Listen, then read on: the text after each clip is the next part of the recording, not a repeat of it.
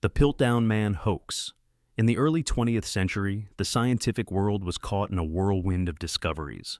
The age of exploration had transitioned into the age of excavation, when ancient bones pulled from the earth whispered secrets of humanity's origins.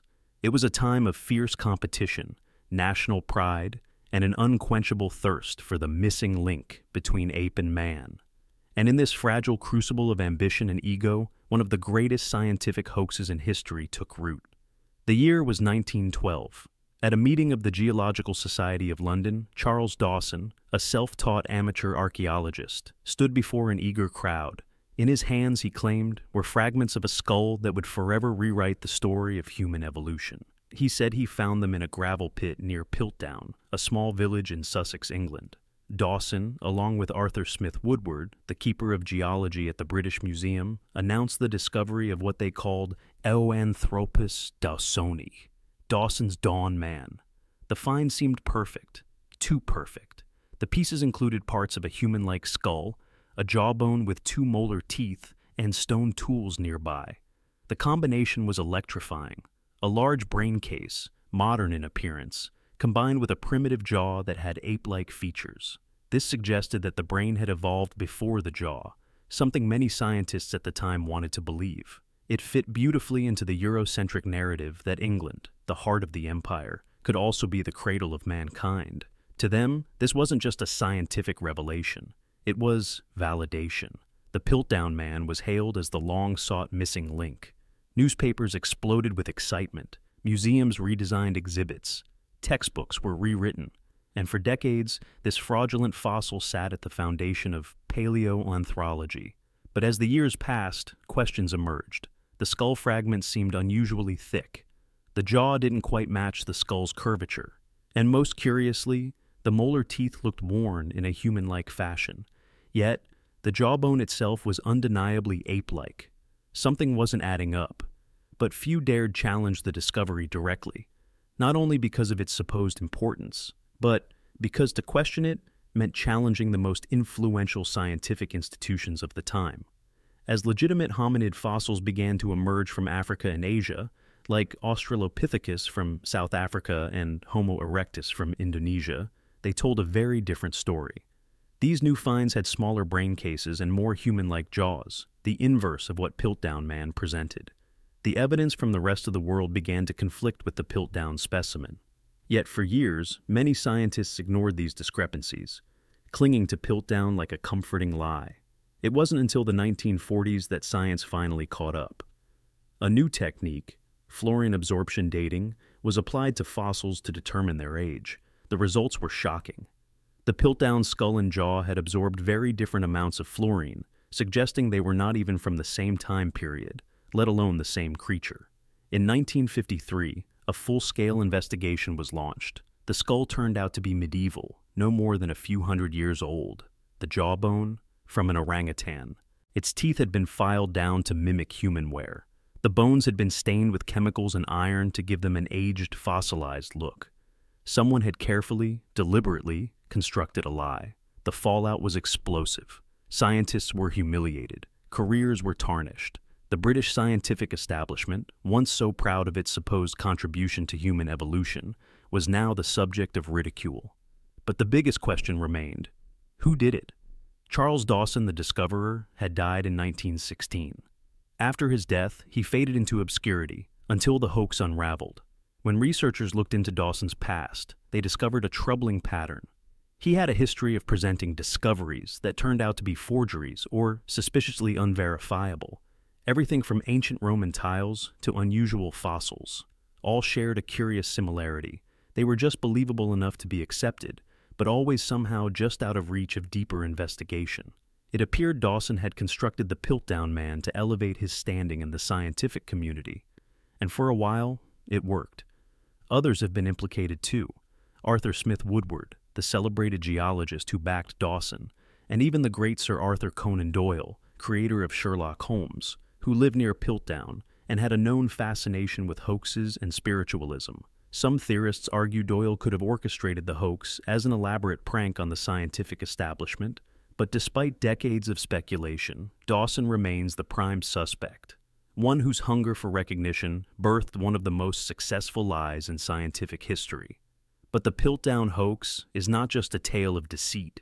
It's a sobering lesson in how science can be bent by bias, nationalism, and the need to believe.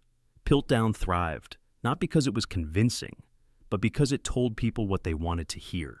It confirmed their worldview. It let them believe that the story of mankind began at home, in their soil, under their flag. The tragedy of Piltdown is not only in the forgery itself, but in the time it stole from real science. For 40 years, it cast a shadow over legitimate discoveries. For 40 years, it distorted the narrative of human evolution. And for 40 years, it stood as a monument to the danger of unchecked assumptions. In the end, Piltdown Man was not a missing link between ape and man. It was a mirror, reflecting the flaws, the arrogance, and the vulnerabilities of the scientific world at the time. A haunting reminder that even in the pursuit of truth, humans can be deceived, not just by others, but by themselves. And so, the gravel pit in Piltdown remains quiet now. No more headlines, no more glory. Just a silent field in the English countryside, where a lie was born, believed, and eventually unmasked. A place where ambition outpaced ethics, and for a brief moment, fiction wore the mask of truth. N-rays. In the early 1900s, the world of physics was ablaze with discovery. X-rays had just been revealed by Wilhelm Röntgen. Radioactivity had entered the scientific lexicon, thanks to Henri Becquerel and the Curies.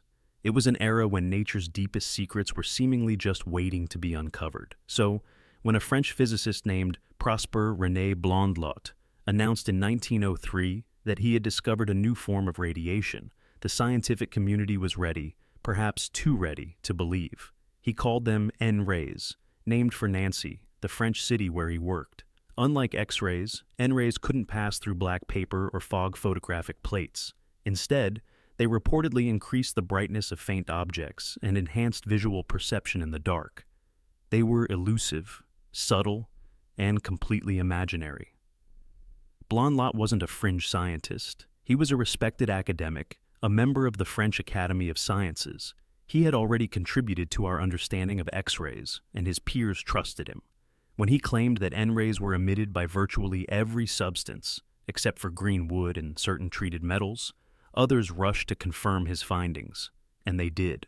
One after another, dozens of physicists across Europe reported observing N-rays. There were papers, demonstrations, lectures, all built on this ghostly radiation. The observations were always subjective. Scientists claimed that when N-rays were shined on a dull surface, the object appeared slightly brighter. Their eyes, they said, could perceive this change, though cameras and instruments could not. This was the first red flag.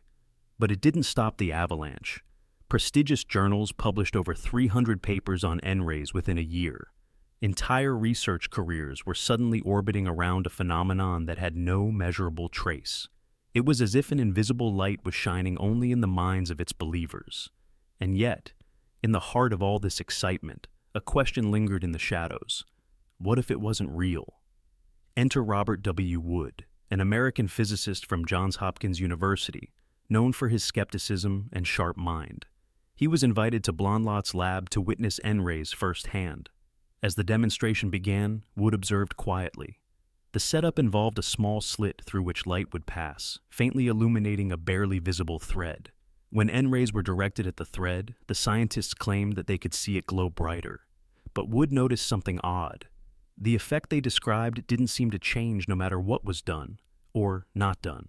So, in the middle of the demonstration, without telling anyone, Wood subtly removed a key piece of the apparatus, an aluminum prism supposedly essential for detecting N-rays. The results, however, remained unchanged. The scientists still reported seeing the same brightening, even though the mechanism for producing N-rays had been secretly dismantled. Wood later published his observations, diplomatically but firmly stating that the phenomenon was likely the result of suggestion, not science. In other words, they were seeing what they expected to see. It wasn't a hoax, not in the malicious sense. It was worse.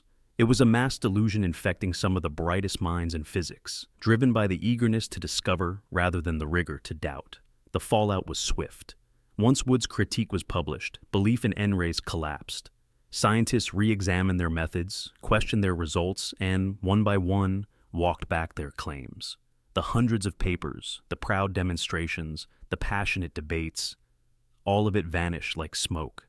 Blondlot himself never admitted the truth. He continued to insist that N-rays were real, retreating into quiet obscurity as the rest of the scientific world moved on.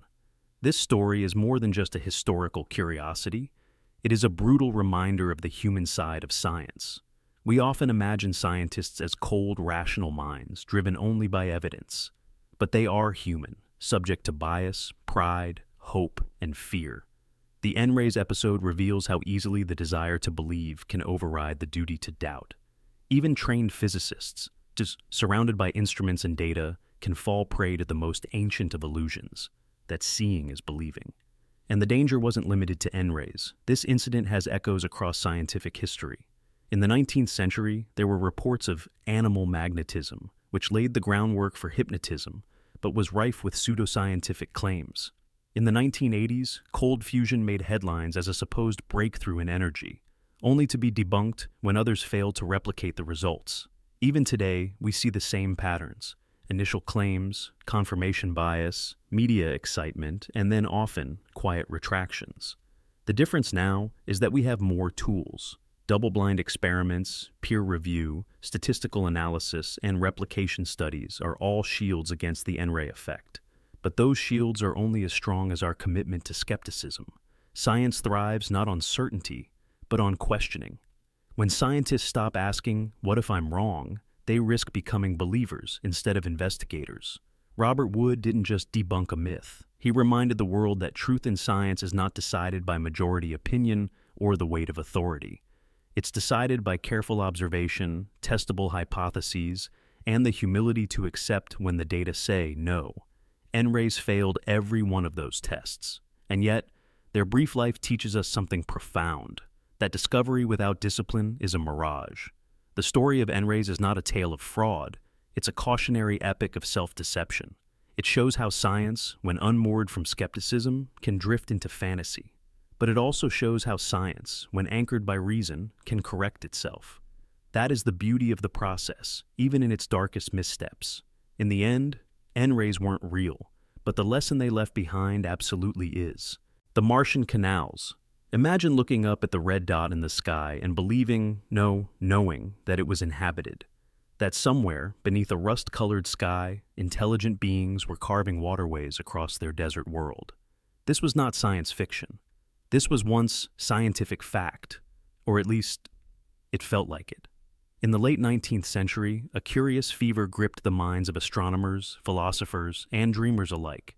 A conviction that Mars was not just a dead rock floating in the cold vacuum of space, but a planet alive with intent, design, and desperation. This idea was born not out of fantasy, but through telescopes, chalked across sketchpads, and announced in academic halls with the seriousness of discovery. They called them canals, long, linear structures, stretching for hundreds, even thousands of kilometers across the Martian surface. And for a time, they weren't just geological features. They were evidence of civilization. It began with Giovanni Schiaparelli, an Italian astronomer who, during Mars' opposition in 1877, peered through his telescope and saw something strange. He noted a network of lines crisscrossing the planet's surface. He called them canali, an Italian word meaning channels. But when his observations made their way into English-speaking publications, the term was mistranslated, and the word canali became canals, a word loaded with artificial implication. Canals suggest purpose. They suggest engineering. They suggest beings not unlike ourselves, perhaps older, perhaps wiser, but burdened with planetary challenges: drought, climate collapse, resource scarcity, and solving them through colossal infrastructure. The world seized upon this notion. Newspapers ran wild with it. The public was enchanted. Even respected scientists began to speculate about Martian cities, agriculture, and a dying world's last stand. But no one took the Martian Canal theory further than Percival Lowell. Lowell was a wealthy astronomer from Boston who dedicated much of his life and fortune to the study of Mars. He built an observatory in Flagstaff, Arizona, specifically to track the red planet. There, under the still desert skies, Lowell observed an elaborate network of canals far beyond what Schiaparelli had seen. He saw hundreds, And he didn't just see them, he mapped them meticulously, detailing their geometry, their connections, even their seasonal transformations. He wrote books, Mars in 1895 and Mars and its Canals in 1906, arguing that these structures were the work of intelligent Martians, frantically trying to survive on a drying world by transporting water from their polar ice caps. To Lowell, these beings were logical, mathematical, and determined. Their canals were an act of planetary engineering so vast, so audacious, it dwarfed anything on Earth. He imagined a planet-wide irrigation system, crossing vast deserts, feeding immense cities in the equatorial regions. It was a poetic image of a people holding on, crafting hope in linear patterns across a dying sphere, and the public adored it. Science fiction exploded with Martian tales. H.G. Wells' The War of the Worlds was published in 1898, fueled by the idea of a superior alien race, cold, calculating, and desperate, invading Earth not out of conquest, but out of necessity. The Martians weren't monsters, they were survivors, and perhaps that made them even more terrifying. But here's the twist. The canals weren't real, they never were. No probe, no orbiter, no high-resolution image ever found anything resembling Lowell's intricate network of lines. When spacecraft like Mariner 4 flew by Mars in 1965 and sent back images of a cratered, barren world, the Martian dream cracked. Later missions, Mariner 9, Viking, and eventually the Mars Reconnaissance Orbiter, mapped the planet in exquisite detail. There were no canals, no signs of irrigation, no cities, no evidence of artificial structures of any kind. The lines that Schiaparelli and Lowell saw, they were optical illusions, artifacts of the human brain trying to connect blurry dots into coherent shapes. In truth, the 19th century telescopes were simply not powerful enough to resolve the Martian surface with clarity. The human eye, confronted with a vague smear of light, does what it has evolved to do. It finds patterns. It imposes order. It connects the dots. It's the same phenomenon that lets us see faces in clouds or animals in rock formations. It's called pareidolia, and it fooled some of the greatest minds of their time. But perhaps the canals were never just about Mars. Perhaps they were about Earth. The late 19th century was an era of massive engineering projects. The Suez Canal had just opened, and the Panama Canal was under construction. Humanity was beginning to reshape its own planet, to connect oceans, to channel rivers, to tame nature with ambition and machines. So when Lowell looked up and saw lines, perhaps he saw a reflection of his own age's triumphs and anxieties, a projection of our hopes, our fears, our pride. The Martian canals weren't a hoax. They were something more dangerous, something we wanted to believe, a shared illusion born from telescopic imprecision and amplified by cultural longing. They were a mirror held up to our own civilization's dreams of mastery and survival. If Mars had canals, then perhaps its people were like us. If Mars was dying, then maybe we could glimpse our own distant fate. In their imagined struggle, we found echoes of our own. Today, we know that Mars is a cold, dry world. Its surface bears the scars of ancient rivers and dried-up lake beds. It once may have been wet, even hospitable, but those days are long gone. Whatever life it may have harbored is, as far as we can tell, extinct or buried deep underground. There are no cities, no irrigation, no grand Martian civil engineers carving salvation into sand. And yet, the ghost of those canals lingers, etched not on the Martian surface, but in our collective imagination.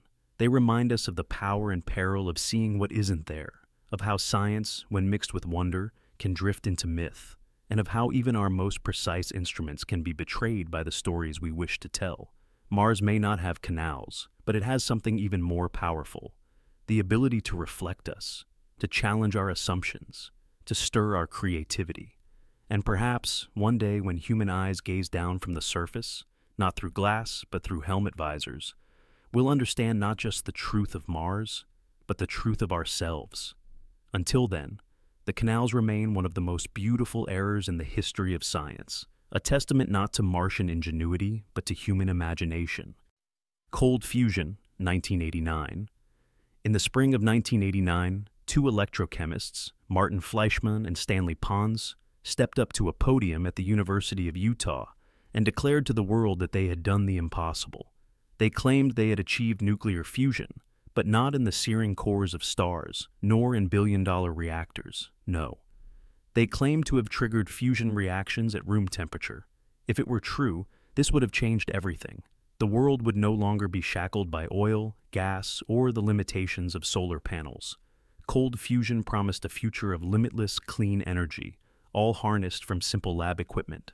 The dream of solving the energy crisis overnight suddenly felt within reach. But this wasn't just a dream. It was a lightning bolt. The media exploded with headlines. Governments scrambled for answers. Funding offers poured in. Some even whispered that this would lead to a Nobel Prize. But amid the euphoria, something critical was missing: reproducibility. Fleischmann and Pons had used palladium electrodes submerged in heavy water, an isotope-rich version of water called D2O. They claimed that, under specific conditions, the palladium absorbed so much deuterium, the heavy form of hydrogen, that the atoms were forced close enough together for nuclear fusion to occur.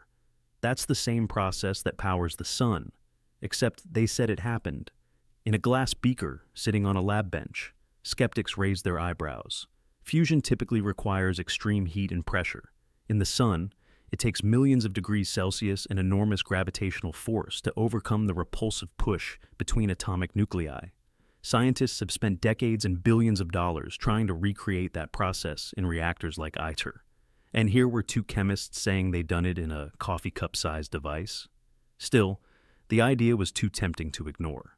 Laboratories around the world raced to replicate their results. From MIT to Caltech, Japan to France, teams followed the published procedures exactly.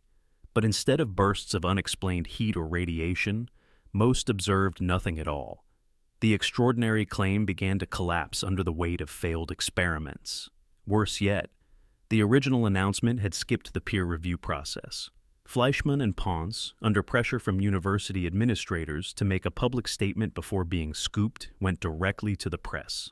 They hadn't yet published a detailed scientific paper, nor had they allowed other researchers to evaluate their data. This was more than a scientific misstep.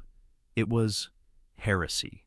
In a field built on transparency and reproducibility, bypassing peer review was the equivalent of lighting the rulebook on fire, and it wasn't long before the backlash hit. Physicists in particular were livid. They argued that the fusion claim violated known physics. Fusion releases neutrons, but Fleischmann and Pons weren't detecting the expected neutron levels. If their device was producing significant heat through fusion, the radiation should have been dangerous, lethal even, but there was nothing of the sort. Soon, cold fusion became a cautionary tale. The Department of Energy formed a panel. Their conclusion? There was no credible evidence that fusion had occurred. Funding dried up. Reputations withered. By the early 1990s, cold fusion was synonymous with scientific delusion, a modern-day alchemy. Fleischmann and Pons, once on the verge of global acclaim, quietly retreated from the public eye. But the story doesn't end there. In the decades since, a small but persistent community of researchers has continued to investigate anomalous heat effects, some still calling it cold fusion, others preferring the term low-energy nuclear reactions, or LENR. They've claimed excess heat from nickel-hydrogen systems, strange transmutation products, and unexplained behaviors that mainstream science continues to question. To this day, no LENR claim has reached broad scientific consensus. And yet, quietly, the U.S. Navy, NASA, and companies like Google have invested small sums to explore the phenomena. Even if the original cold fusion claim was flawed, perhaps something unknown is happening at the atomic level. Something not yet fully understood. The cold fusion saga reveals something deeper than a single scientific failure.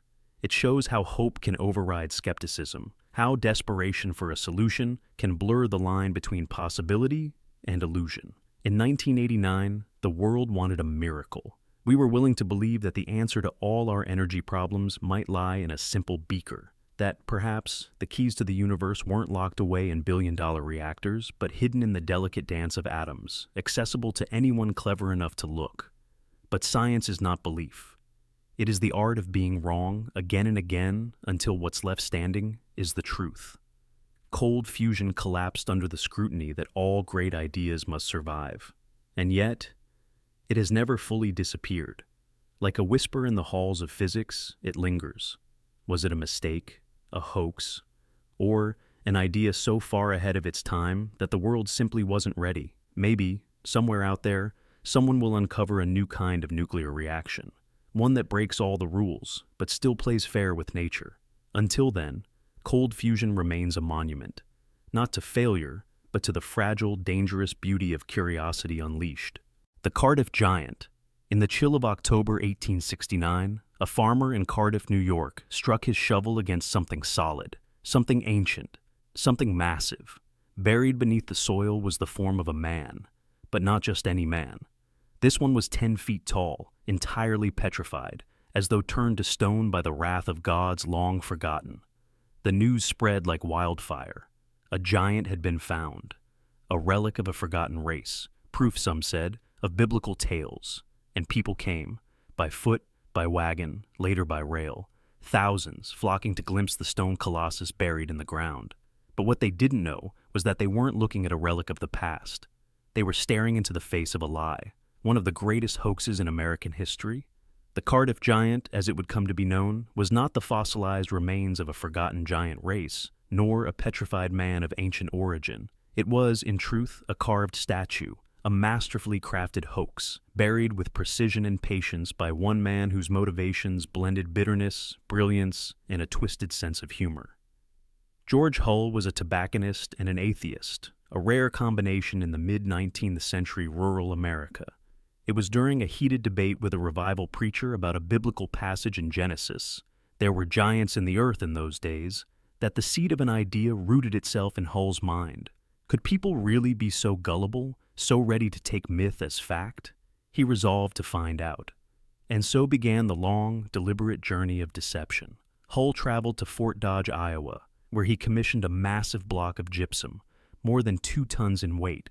He claimed it was meant for a monument to Abraham Lincoln. The block was shipped to Chicago, where a team of stonecutters, sworn to secrecy, sculpted the figure of a giant man, complete with pores, veins, even toenails.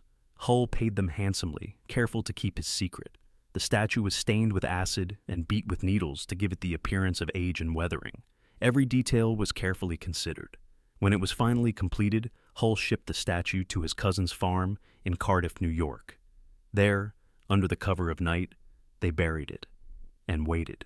A year later, the discovery was made. Workers digging a well stumbled upon the massive figure. Gasps turned to whispers, whispers to shouts. The local press exploded with speculation. Was it a petrified man, an ancient statue, proof of giants once roaming the earth, a miracle, a curse? People came in droves. Hull's cousin quickly built a tent over the site and began charging admission, 50 cents a person, equivalent to about $10 today. And the crowds didn't stop. Scientists debated its origins, preachers declared it divine validation, and skeptics questioned, but few looked too closely. P.T. Barnum himself offered $50,000 to buy the giant, and when he was refused, he created his own fake Cardiff Giant and claimed it was the real one. In a twist so ironic it hurt, people believed Barnum's fake was the genuine article, and the original became the fake fake. It wasn't until December that the truth finally came out. Under pressure from skeptical geologists and the growing scrutiny of the public eye, George Hull confessed. The entire thing had been a hoax, a social experiment, and a jab at religious literalism, and ultimately, a commentary on belief itself. But even in the face of undeniable truth, some refused to accept it. The illusion was simply too seductive. People wanted to believe. Why? Why did thousands of people so eagerly accept the Cardiff Giant as real?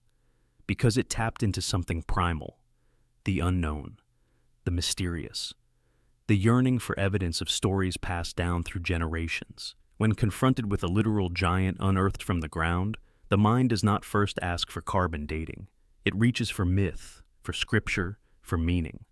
The Cardiff Giant was more than a hoax. It was a mirror held up to the American psyche of the 19th century. It reflected a country teetering between reason and revelation, science and superstition. It preyed on the blurry boundary between faith and fact. In many ways, it still does. The giant itself now rests in the Farmers Museum in Cooperstown, New York, a silent monument to human gullibility and the power of a well-told lie. But the Cardiff Giant endures because it wasn't simply a prank. It was a performance, a spectacle, a piece of living theater that played on the stage of public imagination. Hull understood that people don't just want facts, they want wonder. They want mystery. And most of all, they want stories that validate what they already believe. Even after the confession, the hoax did not die. Like all great myths, it transcended its origin. School teachers continued to mention it, tourists continued to visit it, conspiracy theorists spun new tales, and every so often, someone still asks, what if it was real? There's something disturbingly beautiful in that even when faced with the truth, we still flirt with the lie. Because sometimes, the lie is more interesting. The story of the Cardiff Giant reminds us of how easily belief can be sculpted, how truth can be buried and then exhumed, covered in just enough mystery to dazzle the eye and disarm the mind. It reminds us that people will always pay, sometimes quite literally, for a glimpse at the extraordinary, even if it's carved from stone and planted in the ground like a seed of deception. And perhaps that's the final irony of the Cardiff Giant. In trying to expose how easily people are fooled, George Hull created a legend, one that outlived him, one that still sparks curiosity more than a century and a half later. And in doing so, he proved something far more profound than the existence of giants. He proved that belief is the most powerful force of all. Polywater. In the Cold War era of the 1960s, the race for scientific dominance between the United States and the Soviet Union was at its peak. It wasn't just about rockets, warheads, or men on the moon. It was about knowledge itself, about discovering something so groundbreaking, so disruptive, that it could redefine humanity's future. And in this feverish environment of suspicion, secrecy, and pressure, something seemingly small, something deceptively innocent, began to stir in laboratories across the world. A strange new kind of water, a liquid that defied the laws of physics. It would soon be called Polywater. The story begins in the Soviet Union in 1961, when a young scientist named Nikolai Fedyakin was experimenting with water trapped in extremely thin glass capillaries. What he found was extraordinary. The water, after being confined under these precise conditions, seemed to transform. It no longer behaved like normal H2O. It boiled at higher temperatures, froze at lower ones, was denser, more viscous, almost syrupy in consistency, and had a higher refractive index. It was, to put it simply, a different liquid altogether. Word of Fedyakin's discovery slowly spread through Soviet scientific channels, but it wasn't until another researcher, Boris Derjaguin, a towering figure in Soviet physical chemistry, got involved, that the phenomenon gained serious attention. Derjaguin confirmed and expanded on the findings, naming the substance anomalous water, later known to the world as polywater. What was so shocking wasn't just the behavior of the liquid, but what it implied. If water, the most abundant and seemingly simple substance on Earth, could exist in an alternative, more stable form, what else did we not understand? By the mid-1960s, Western scientists had caught wind of the Soviet discovery. The race was on. Laboratories in the US, the UK, and across Europe scrambled to replicate the phenomenon.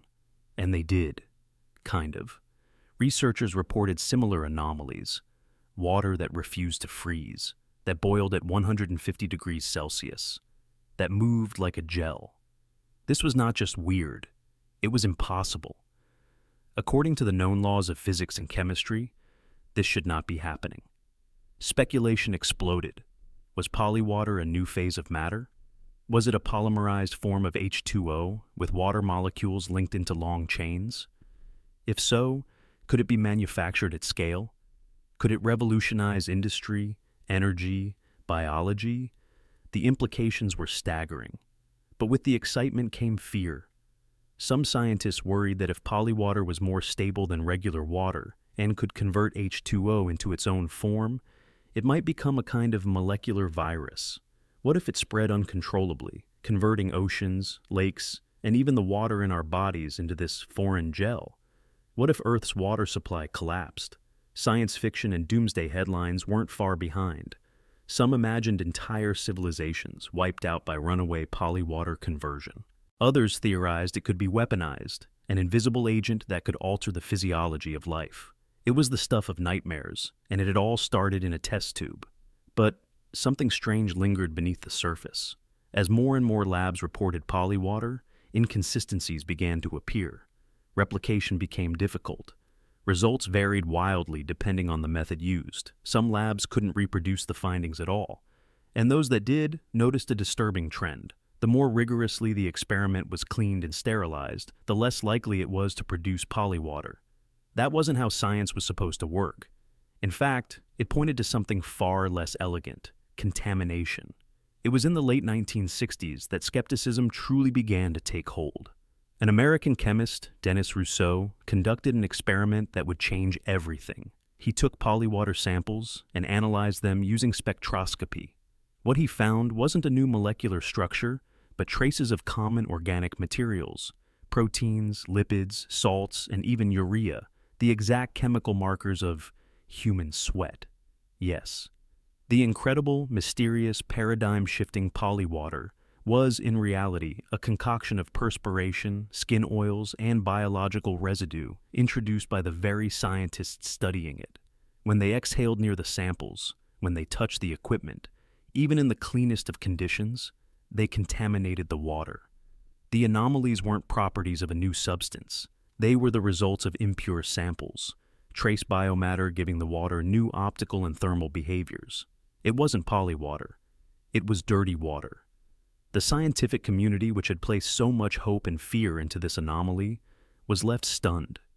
Peer-reviewed journals that once heralded polywater's promise now issued quiet retractions. Government interest dissolved, funding dried up. What was once a symbol of Cold War scientific prowess became a cautionary tale. Polywater wasn't just a failed experiment. It was a mirror reflecting the vulnerabilities of science itself, the desire to believe, the readiness to see what we expect, the subtle push of national pride nudging evidence toward confirmation. It showed how even the most disciplined minds can be fooled, not by trickery, but by the quiet persistence of human error. It exposed the blind spots in our process, the places where ego, competition, and ambition overshadow the cold rigor of skepticism. And yet, the polywater episode left behind more than just embarrassment. It sparked a renewed emphasis on reproducibility, on contamination control, and on humility. It taught a generation of scientists to be wary of extraordinary claims without extraordinary proof. It reminded us that nature is not bound to our desires or theories, and that even the most familiar substances, like water, can lead us down strange and humbling paths. Today, polywater has all but vanished from scientific textbooks, replaced by the true complexity of water's known phases: ice, vapor, supercritical fluid, and more. But the ghost of polywater remains, a story not of fraud, but of faith. A tale of how the unknown can intoxicate, and how the simplest mistakes can echo through the halls of power and discovery. In the sterile quiet of a lab, under the hum of fluorescent lights, a few drops of water once promised to rewrite the laws of chemistry. But in the end, they only reminded us of what it means to be human, curious, fallible, and forever chasing the mystery just beyond the microscope's lens. The Great Moon Hoax, 1835. In August of 1835, a newspaper in New York published a series of articles that would mesmerize the public, shake the scientific community, and go down as one of the most audacious hoaxes in media history. The New York Sun, then a rising force in the world of print, ran front-page headlines that seemed too incredible to believe. And yet, people did. The articles claimed that a famous astronomer, Sir John Herschel, had made an astonishing discovery while observing the moon from a new observatory at the Cape of Good Hope. According to the Sun, Herschel had found life. Not simple microbial life or hints of water, but entire civilizations. Jungles, oceans, pyramids made of amethyst, and cities built from crystals. And most memorably, bat-winged humanoid creatures, intelligent and peaceful, fluttering across the lunar sky. They were called Vespertilio Homo, man-bats. The articles described them in detail, painting vivid images of beings that lived in harmony with their lush, alien environment. There were herds of bison-like creatures, blue unicorns grazing on moon meadows, and spherical temples glinting in the sun, It was as if the moon had been hiding a secret utopia just out of reach, and humanity had finally cracked open the sky to peer inside. The source, the articles claimed, was the prestigious Edinburgh Journal of Science. They even quoted passages, offered supposed eyewitness details from Herschel's assistants, and described the operation of an enormous telescope that could view the moon's surface in vivid clarity.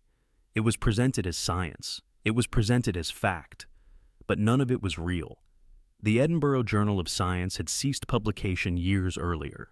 Sir John Herschel, though indeed conducting astronomy work in South Africa at the time, had absolutely no involvement. The entire thing was fabricated, likely by reporter Richard Adams Locke, who never fully confessed, though many believed him to be the author. And yet, for days, weeks even, the public was enthralled.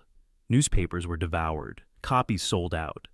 People gathered in taverns and parlors to read aloud about the moon's marvels. Religious groups began to interpret the lunar civilizations through theological lenses. School teachers spoke of the discovery with reverence.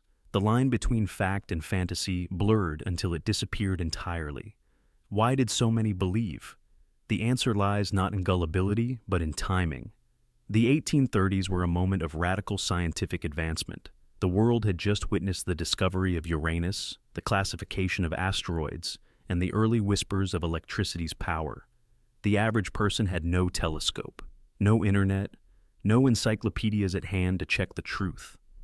They relied on newspapers as their primary window into the world, and the Sun used that trust to sell an extraordinary illusion. Moreover, people wanted to believe. The idea that the heavens harbored not just life, but advanced, beautiful life, was too seductive to resist. It fed a sense of wonder and purpose. It made the moon a mirror of Earth's own dreams and fears. And it made science seem like a magical key that had finally unlocked the ultimate mystery. The hoax was so convincing that even some scientists hesitated before rejecting it. That hesitation, brief as it may have been, granted it a false legitimacy. If even scholars paused to consider the possibility, who were ordinary readers to doubt? Eventually, cracks formed. The Sun never printed a retraction, never admitted fault, but rival newspapers exposed the inconsistencies. Herschel himself, when he learned of the hoax, was reportedly amused at first, but then annoyed, as he was flooded with questions from people who believed he discovered flying moonmen.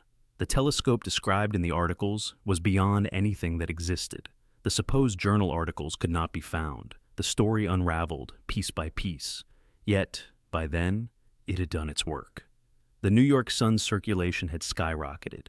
It had outpaced its competitors, captured the imagination of a generation, and etched its place in media history, not for truth, but for the power of a lie that was too beautiful to resist. The Great Moon Hoax stands today not just as a curious footnote, but as a cautionary tale that echoes across the centuries. It shows how easily storytelling can masquerade as science, how authority can be faked with footnotes and formatting, and how even the impossible can feel plausible when clothed in the language of discovery. Think about what it means in the context of today. We live in a world flooded with information. Articles, headlines, videos, millions of pieces of content competing for your attention. The methods may have evolved, but the psychology remains the same. People still want wonder. They still want answers that elevate the mundane. And when belief is more emotionally rewarding than skepticism, truth becomes fragile.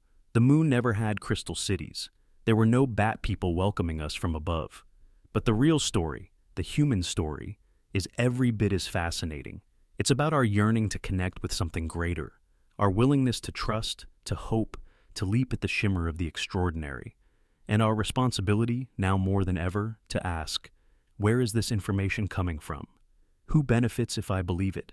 Because even in the age of facts, fantasy can still wear a lab coat. The Great Moon Hoax is a mirror held up to the human mind, a reminder that we are not just observers of truth. We are participants in its creation and its destruction.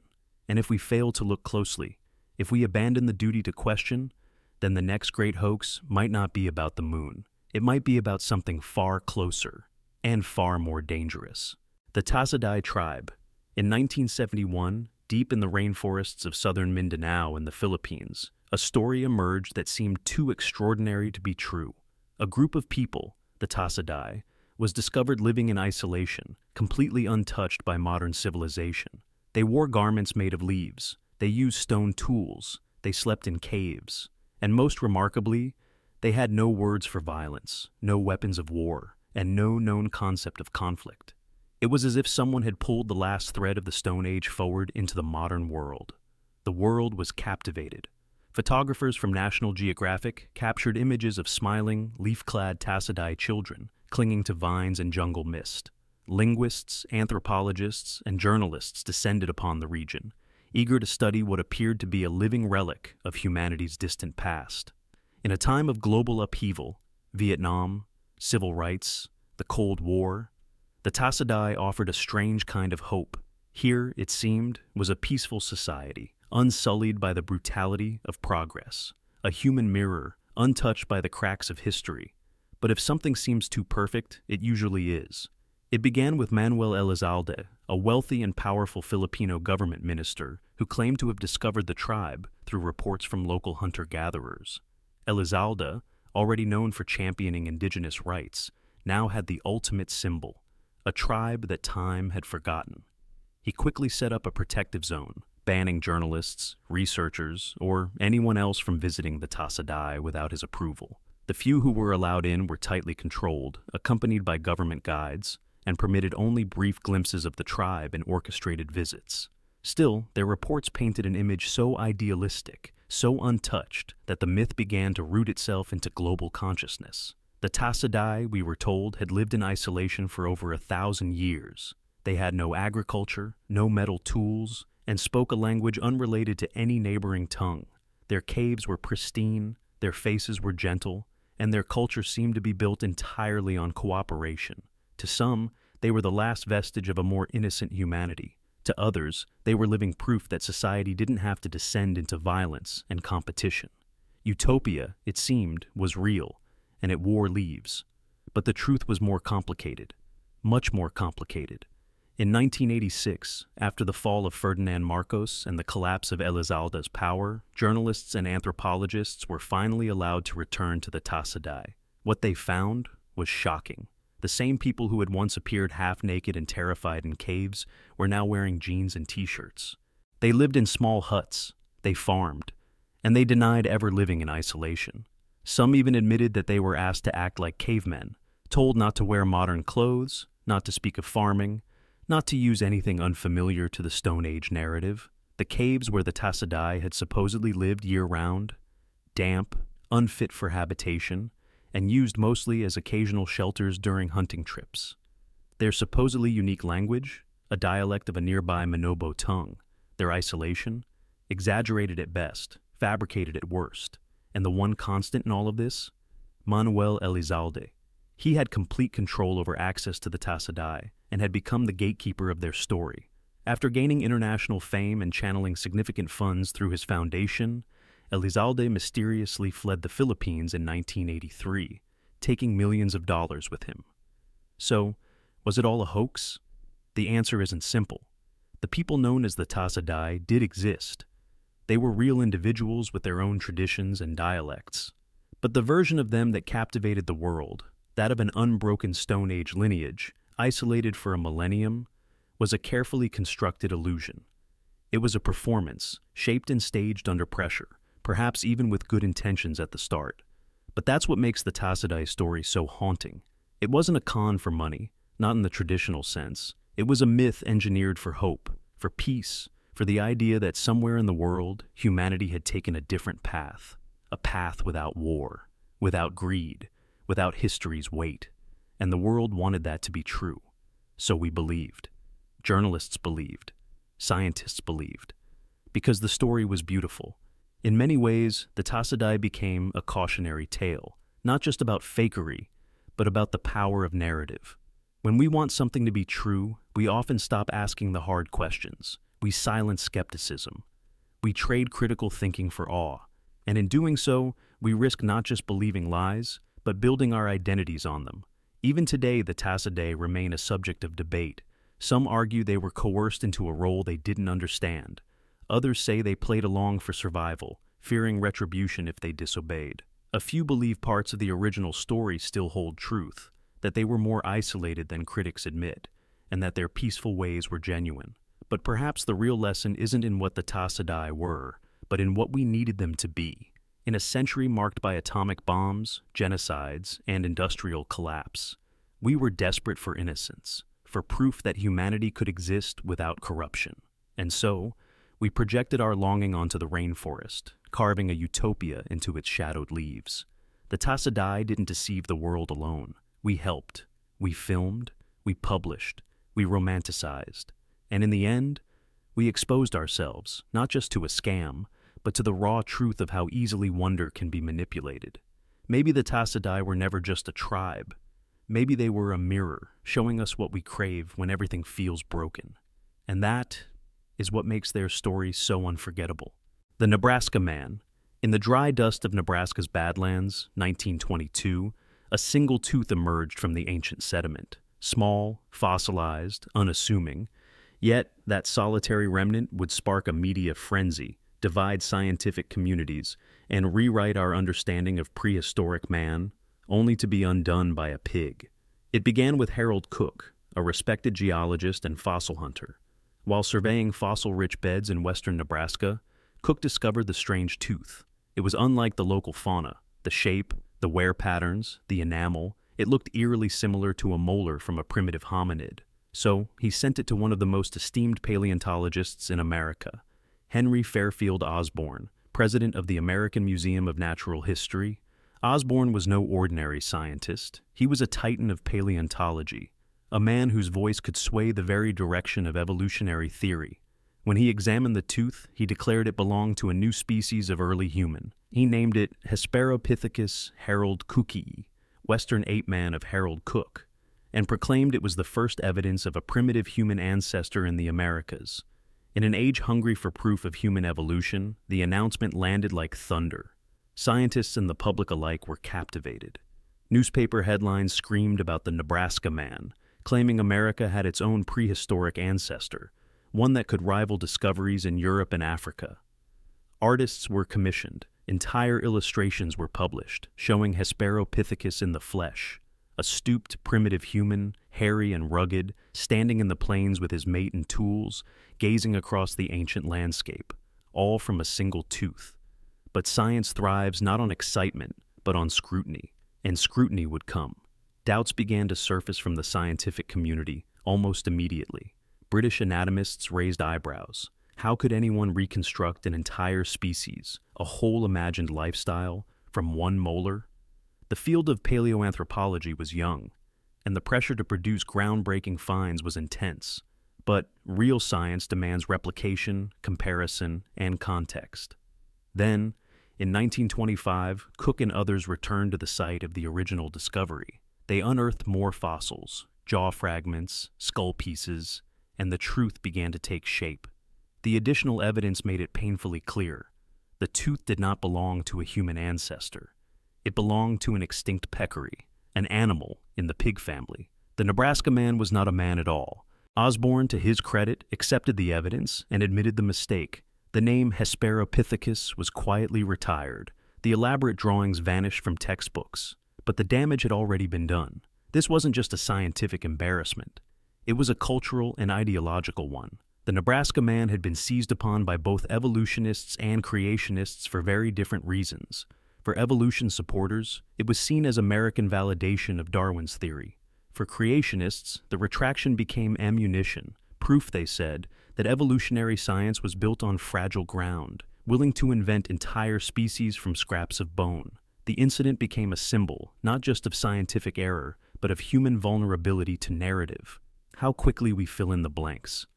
How eager we are to see what we want to see. The Nebraska Man teaches us a sobering lesson. Even brilliant minds can be misled when they allow conclusions to outrun the evidence. Osborn wasn't a fraud. He was a respected scholar, but he wanted the tooth to be human. He wanted America to have its own cradle of humanity. That desire, that bias, however unconscious, blurred his objectivity. It's a pattern we see across disciplines, across centuries. The Piltdown Man Hoax in England, later exposed as a deliberate forgery. The Cardiff Giant, carved from stone and buried to simulate a petrified human.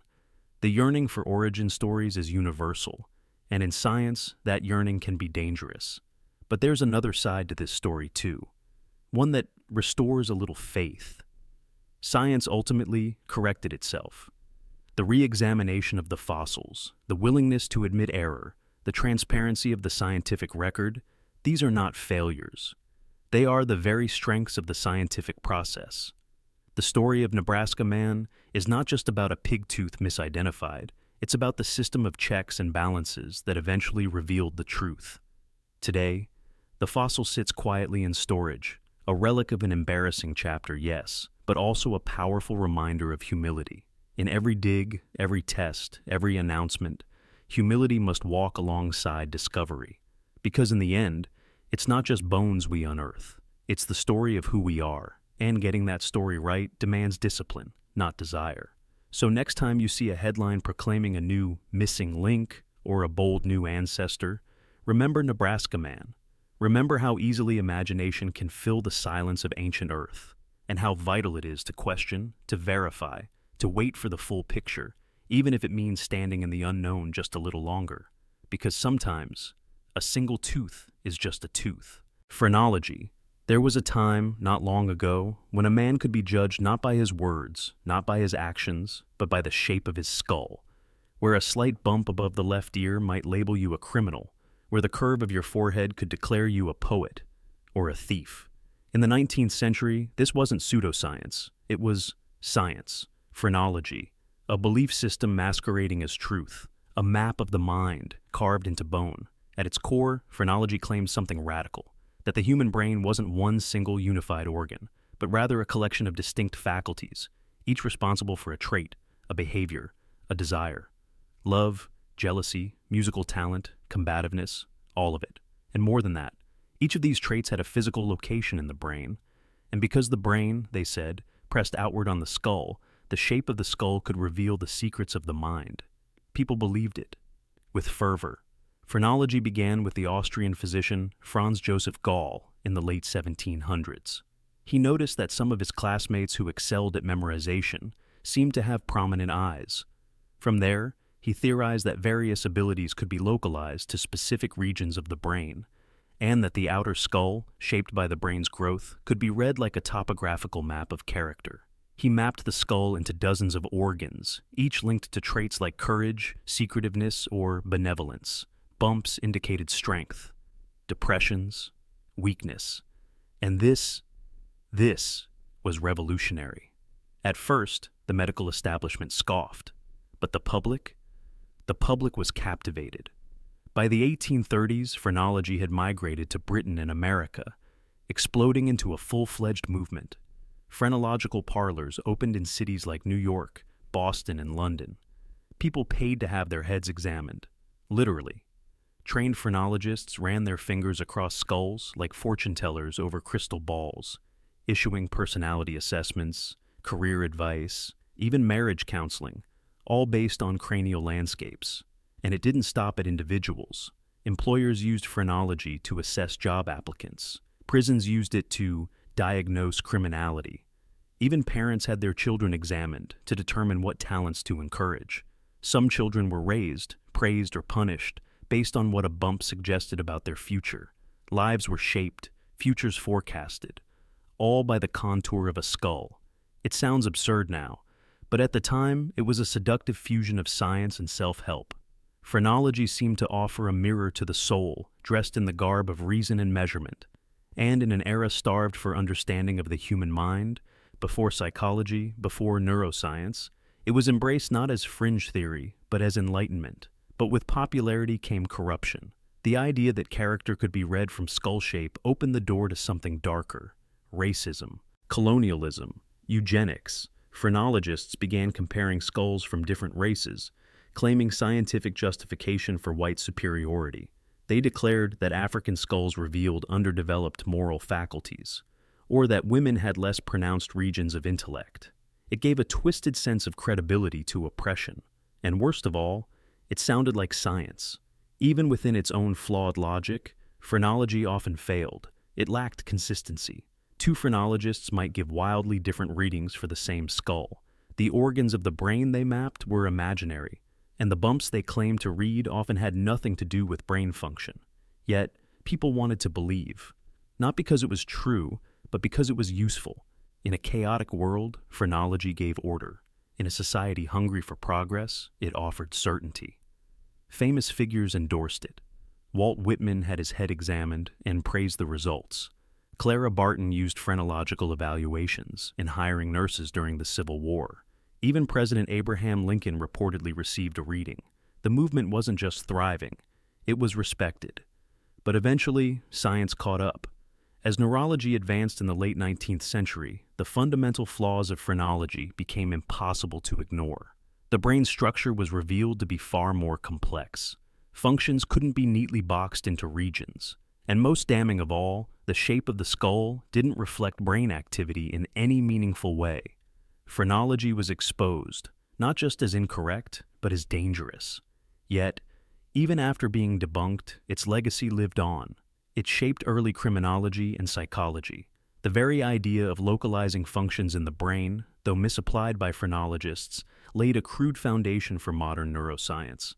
And in pop culture, it never truly disappeared. Think of how often we say someone has a head for business, or how character design in animation often exaggerates skull shape to signal intelligence or villainy. The shadows of phrenology still linger in our language, in our storytelling, even in our biases. So, what do we take from this strange chapter in history? That truth is not always what captivates us. Sometimes, it's the illusion of truth. The promise that we can measure, label, control, that with the right tools we can categorize humanity into neat boxes.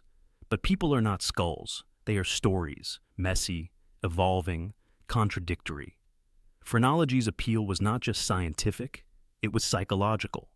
It fed a desire for certainty in an uncertain world. But certainty can be a dangerous thing when it masquerades as science. In today's world of algorithms, personality quizzes, and genetic testing, echoes of phrenology resurface. The belief that a test, a scan, a statistic can capture the entirety of who you are.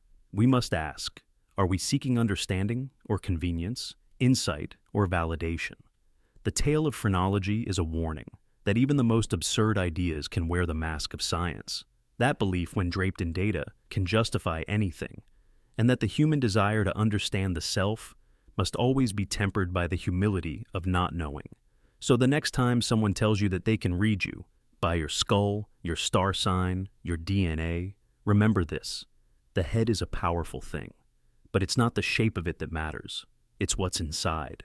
Lysenkoism. In the harsh grip of Stalin's Soviet Union, science was not just a pursuit of truth, it was a tool of the state. Ideas were measured not by evidence, but by loyalty. Theories lived or died based on how well they aligned with ideology. And nowhere was this more devastatingly clear than in the story of Trofim Lysenko, a man who rejected the foundations of genetics, a man whose rise to power led to famine, suffering, and the deaths of millions. The tale begins in the 1920s, in the aftermath of revolution. The Soviet Union, vast and wounded, was trying to feed a growing population under collectivized farms and central planning. But agriculture struggled, crop yields remained low. Famines loomed. Into this crisis stepped Lysenko, a little-known agronomist with a big promise. Lysenko believed in a radical idea. He rejected Mendelian genetics, the established science of heredity, and instead promoted a theory called vernalization. It claimed that plants could be trained to adapt to cold conditions by exposing seeds to low temperatures before planting. More broadly, Lysenko argued that environmental conditions could permanently alter the biology of plants, and that these changes could be passed down to the next generation. In essence, he believed organisms could inherit acquired traits. This wasn't just a scientific hypothesis, it was a philosophical weapon. Lysenko's views aligned perfectly with Marxist ideology. If class structures could be reshaped, if society could be molded by environment, then surely biology could too. To the Communist Party, this was more than science. It was revolution in the soil. Stalin took notice. He found in Lysenko a man who spoke not of limits, but of possibilities. Lysenko promised to transform Soviet agriculture without the slow grind of experimentation or the patience of genetic research. He offered quick fixes, political certainty, and most of all, He dismissed bourgeois science as a tool of capitalist oppression. With Stalin's backing, Lysenko rose swiftly. He was made head of the Institute of Genetics. He gave speeches to packed halls. He spoke of turning deserts into wheat fields, of planting crops so close together they would help each other grow instead of compete. And no one dared to question him. Not publicly, not without risking everything. Because under Lysenkoism, dissent was dangerous. Scientists who supported real genetics, those who upheld Mendelian principles, were labeled enemies of the people. They were purged, imprisoned, executed. One of the most tragic examples was Nikolai Vavilov, a brilliant geneticist who had traveled the world collecting seeds to strengthen Soviet crops. He was arrested in 1940, starved in prison, and died in a cell while Lysenko dismantled his legacy. For over 2 decades, Lysenkoism gripped Soviet agriculture. Genetics was branded a false science. Textbooks were rewritten. Schools taught pseudoscience. Fields were planted with Lysenko's methods, and they failed. Again and again, harvests rotted. Crops withered. The USSR endured waves of famine. In the late 1940s and early 1950s, millions suffered as food shortages deepened. But the truth was buried under propaganda. Outside the Soviet Union, the scientific world watched in horror. Western biologists and geneticists understood the catastrophe unfolding. But behind the Iron Curtain, voices of reason were silenced. Fear kept the lie alive. It wasn't until after Stalin's death in 1953 that Lysenko's grip began to weaken. Slowly, scientists began to push back. By the 1960s, Soviet biology started to recover. Real genetics crept back into universities. The damage, however, was done. Generations of research had been lost. The careers and lives of countless scientists were destroyed, and a nation had starved under the weight of lies dressed as science. Lysenkoism is not just a dark chapter in agricultural history. It's a warning. A lesson in how power can corrupt knowledge, how ideology, when it seeps into science, can twist facts into fiction. It shows how dangerous it is when truth becomes subordinate to belief, when political convenience overrides experimental evidence. And the consequences weren't limited to the USSR. Lysenko's ideas spread to other communist states, particularly Maoist China, where his methods contributed to the Great Chinese Famine, which claimed tens of millions of lives. Across nations, the belief that biology could be molded like politics proved not only wrong, but deadly. What makes the story of Lysenkoism so terrifying is not just the scope of its impact, but how easily it was accepted. Because it didn't look like a lie, it looked like hope. Lysenko promised transformation. He spoke the language of progress, but beneath that promise was a hollow core, devoid of rigor, devoid of humility, devoid of truth. Today, Lysenko's name is a byword for scientific fraud, but the world hasn't forgotten him. His rise and fall echo into the present, reminding us that science must remain rooted in skepticism, in data, in open debate, not in ideology. Because when science is controlled by fear, when evidence is silenced, and when loyalty trumps truth, what results is not progress, but devastation. In the silent, barren fields of Lysenko's failed experiments, the crops never grew, but the lessons did. They grow still, warning us, watching us, whispering, never again. The Voynich Manuscript. It is perhaps the most mysterious book on Earth. A manuscript of strange symbols, indecipherable script, bizarre plants that do not exist, and human figures involved in rituals that defy explanation.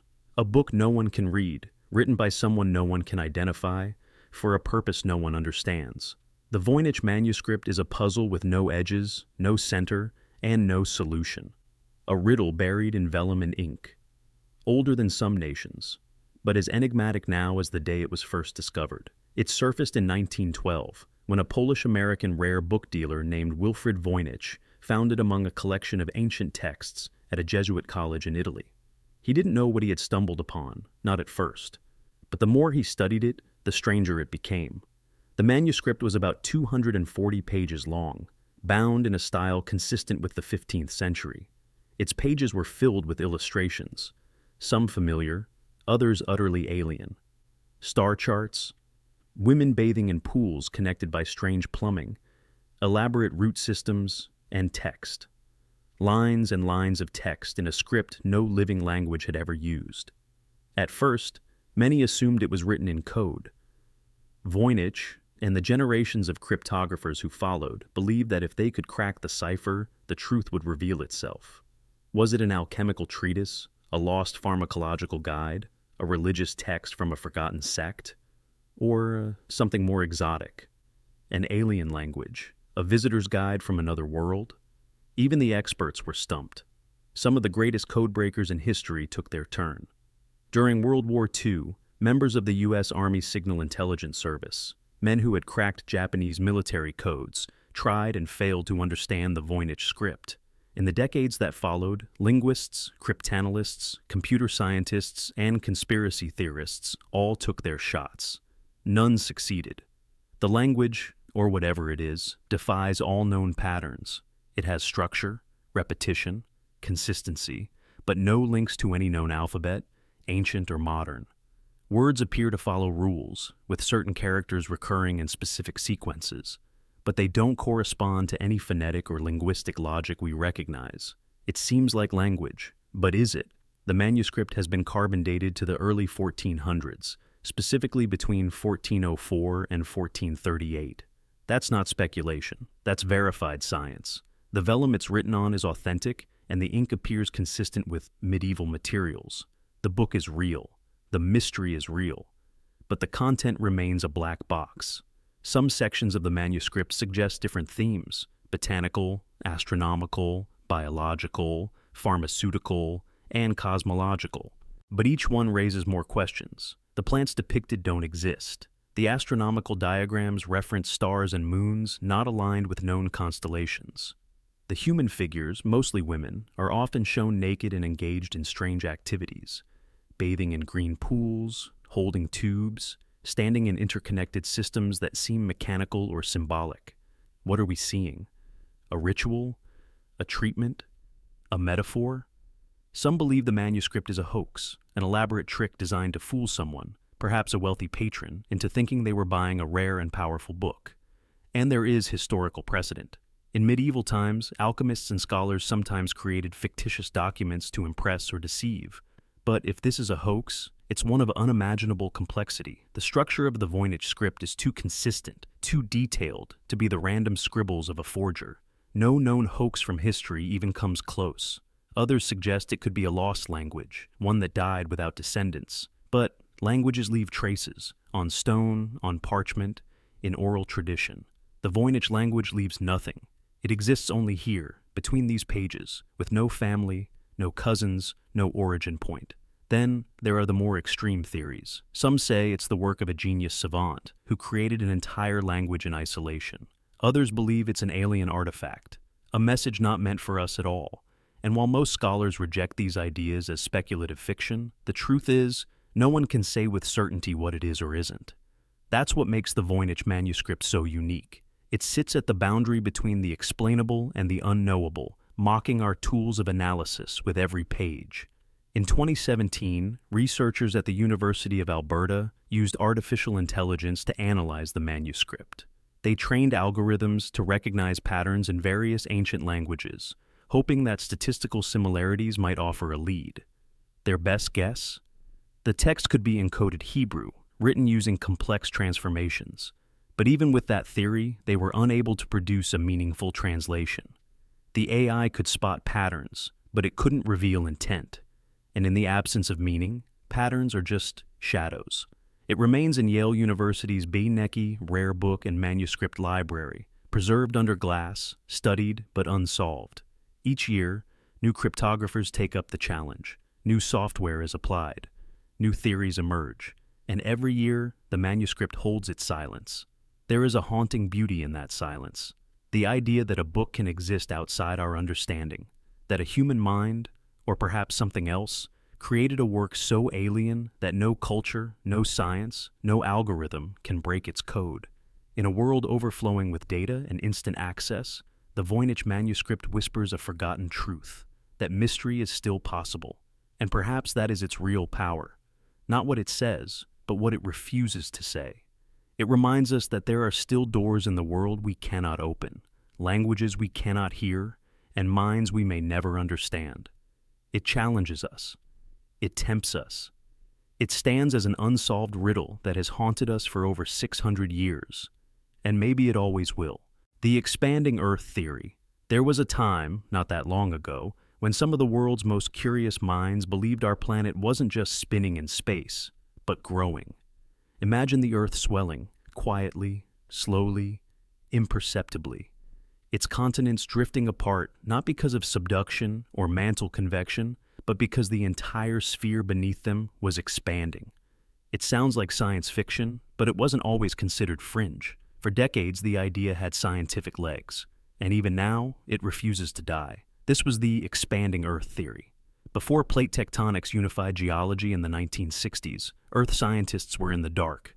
They could see the puzzle piece fit of continents, how South America seemed to nestle into Africa like two lost halves.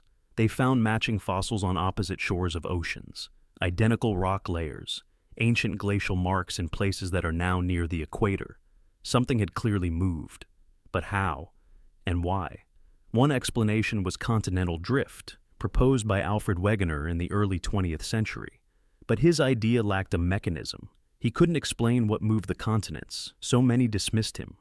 Then came an alternative, something even grander. In the early 20th century, Austrian geologist Otto Hilgenberg proposed that the continents were once joined together not on a large planet, but on a much smaller one. Over time, he argued, the Earth expanded. As its radius increased, the continents spread apart like the peeling skin of an inflating balloon. There were no oceans at first, just one crustal shell. The oceans, under this view, formed from the gaps created as the planet swelled. Hilgenberg wasn't alone. Other scientists like S. Warren Carey in the 1950s championed the ideas with passion. Carey believed the Earth was expanding due to processes deep within the mantle, perhaps linked to a decreasing gravitational constant or internal energy release. He argued that this explained why ocean floors are geologically young, and why subduction zones seemed problematic or incomplete. It was a bold, elegant idea, one that required fewer moving parts than plate tectonics. No mantle convection, no subducting plates being recycled into the Earth's interior, just simple expansion, creating space between drifting lands. Visualize it, a smaller Earth, with continents connected in a single supershell. Then, over millions of years, this shell cracking and stretching, pushed outward by forces we could barely measure. It's an image that captures the imagination, almost like watching a time-lapse of Earth being reborn. But like all beautiful ideas, it faced a reckoning. With the 1960s came revolution. The ocean floor was mapped in stunning detail. Mid-ocean ridges were discovered, running like seams around the globe, spewing molten rock and creating new crust. Magnetic striping revealed symmetrical patterns of polarity, recording reversals of Earth's magnetic field, evidence of seafloor spreading. GPS and seismic data began to confirm what Wegener had dreamed of. The plates were real. They moved. And some didn't just diverge, they collided, ground together, or slipped beneath one another in subduction zones. Plate tectonics had its mechanism. It had its math. And it worked. The expanding Earth, in contrast, lacked physical support. There was no known energy source strong enough to cause planetary inflation. Gravity would resist such a change with immense force. Satellite data, which can measure Earth's shape and size with incredible precision, showed no sign of global expansion, and there were clear subduction zones where old crust was being recycled. By the late 20th century, the expanding Earth theory was largely abandoned by mainstream science. It had been replaced, not with mockery, but with evolution.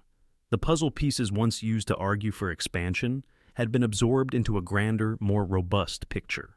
But here's where the story gets strange. Even today, some researchers and enthusiasts still cling to the idea. They point to anomalies, data that doesn't quite fit. They question subduction, arguing it's inferred more than observed. Some go further, suggesting that institutions suppress alternative theories in favor of orthodoxy. And this opens a deeper question. Why do some ideas, even when debunked, refuse to die? The answer may lie in the nature of science itself, and in the human mind. Science isn't just about truth, it's about narrative. It's about framing the chaos of data into stories that make sense. And sometimes, older stories don't go quietly. They linger in the margins, attracting those who feel that mainstream science has missed something. In the expanding Earth, they find simplicity, a closed system, a grand origin myth for continents. It's not always about being right. Sometimes it's about being heard. There's also the emotional pull of forgotten knowledge. When an idea is cast aside, some see it not as correction, but as erasure. So, they rescue it, revive it, defend it, not just with science, but with passion. And in that way, the expanding Earth theory has become more than a geological model. It's become a symbol of resistance to consensus, of alternate thinking, of the belief that even discarded ideas might still hold truth if we only look again. But science is not static. It refines itself. It welcomes scrutiny, thrives on doubt, and grows stronger with each challenge. And that's why understanding the rise and fall of theories like the expanding Earth is so important. Not just for the science itself, but for what it reveals about us, about our need to explain, to simplify, to believe. The Earth, as far as we can measure, is not expanding. It spins, it trembles, it shifts. Its plates dance to rhythms deep beneath our feet, but it does not grow. And yet, in a strange way, the idea of an expanding Earth helped us expand something else: our perspective, our drive to question, our hunger to know. And maybe that's what matters most. The 1903 featherless bird discovery. The world was introduced to something extraordinary, something absurd. A strange, pale creature stood behind a glass case in a traveling exhibit. It had the body of a bird, but none of the feathers.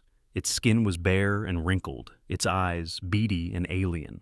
The claim? This was a new species, a bird unlike any ever seen by science, a featherless bird. Evolution's odd experiment unveiled at last.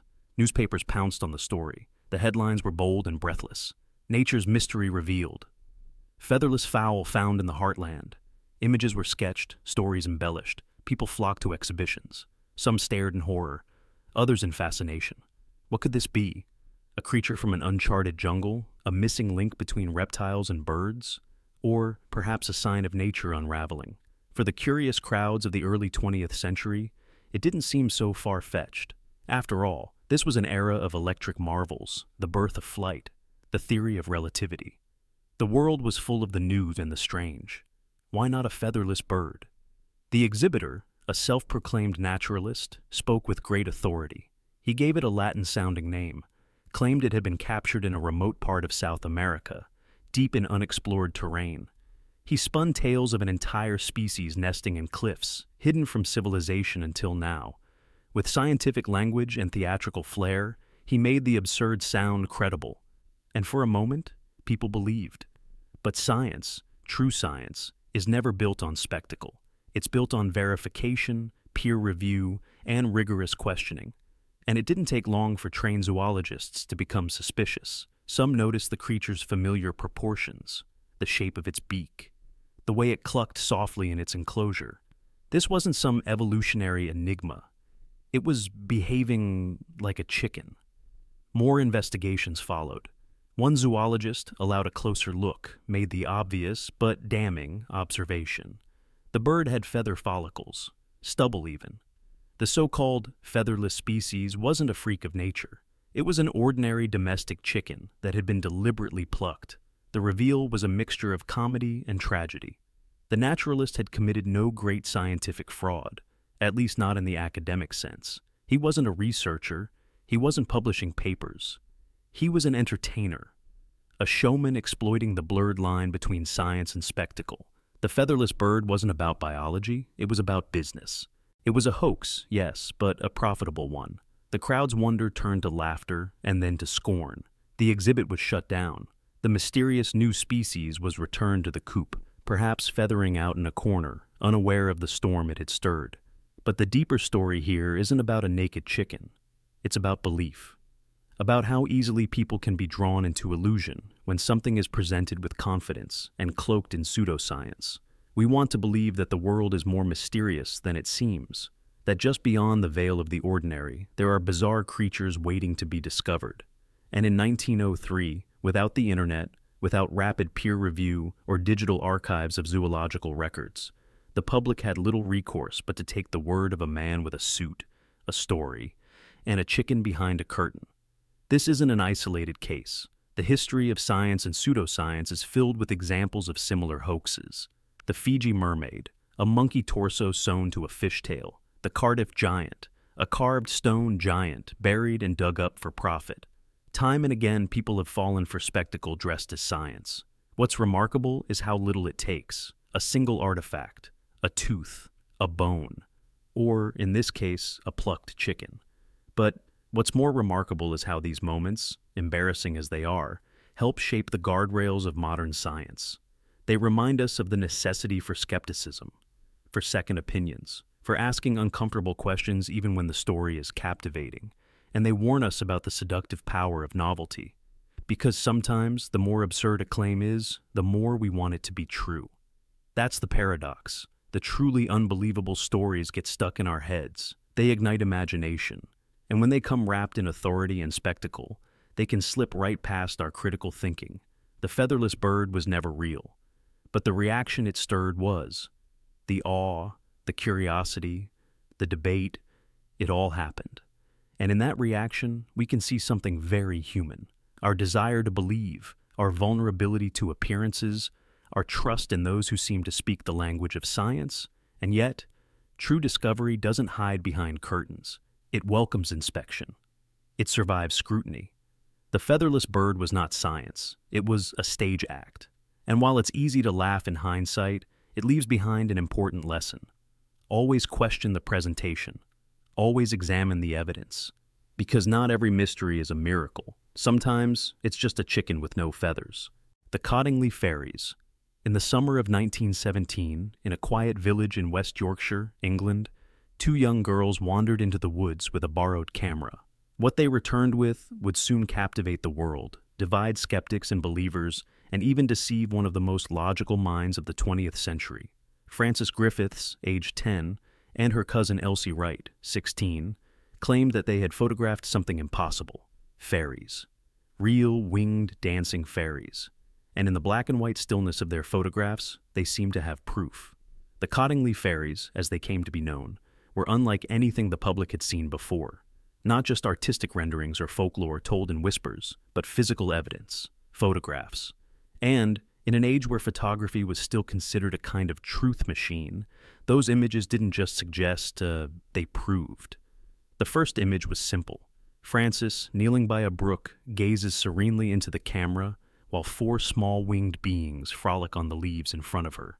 Their detail was uncanny, their presence undeniable, but there was something strange about them.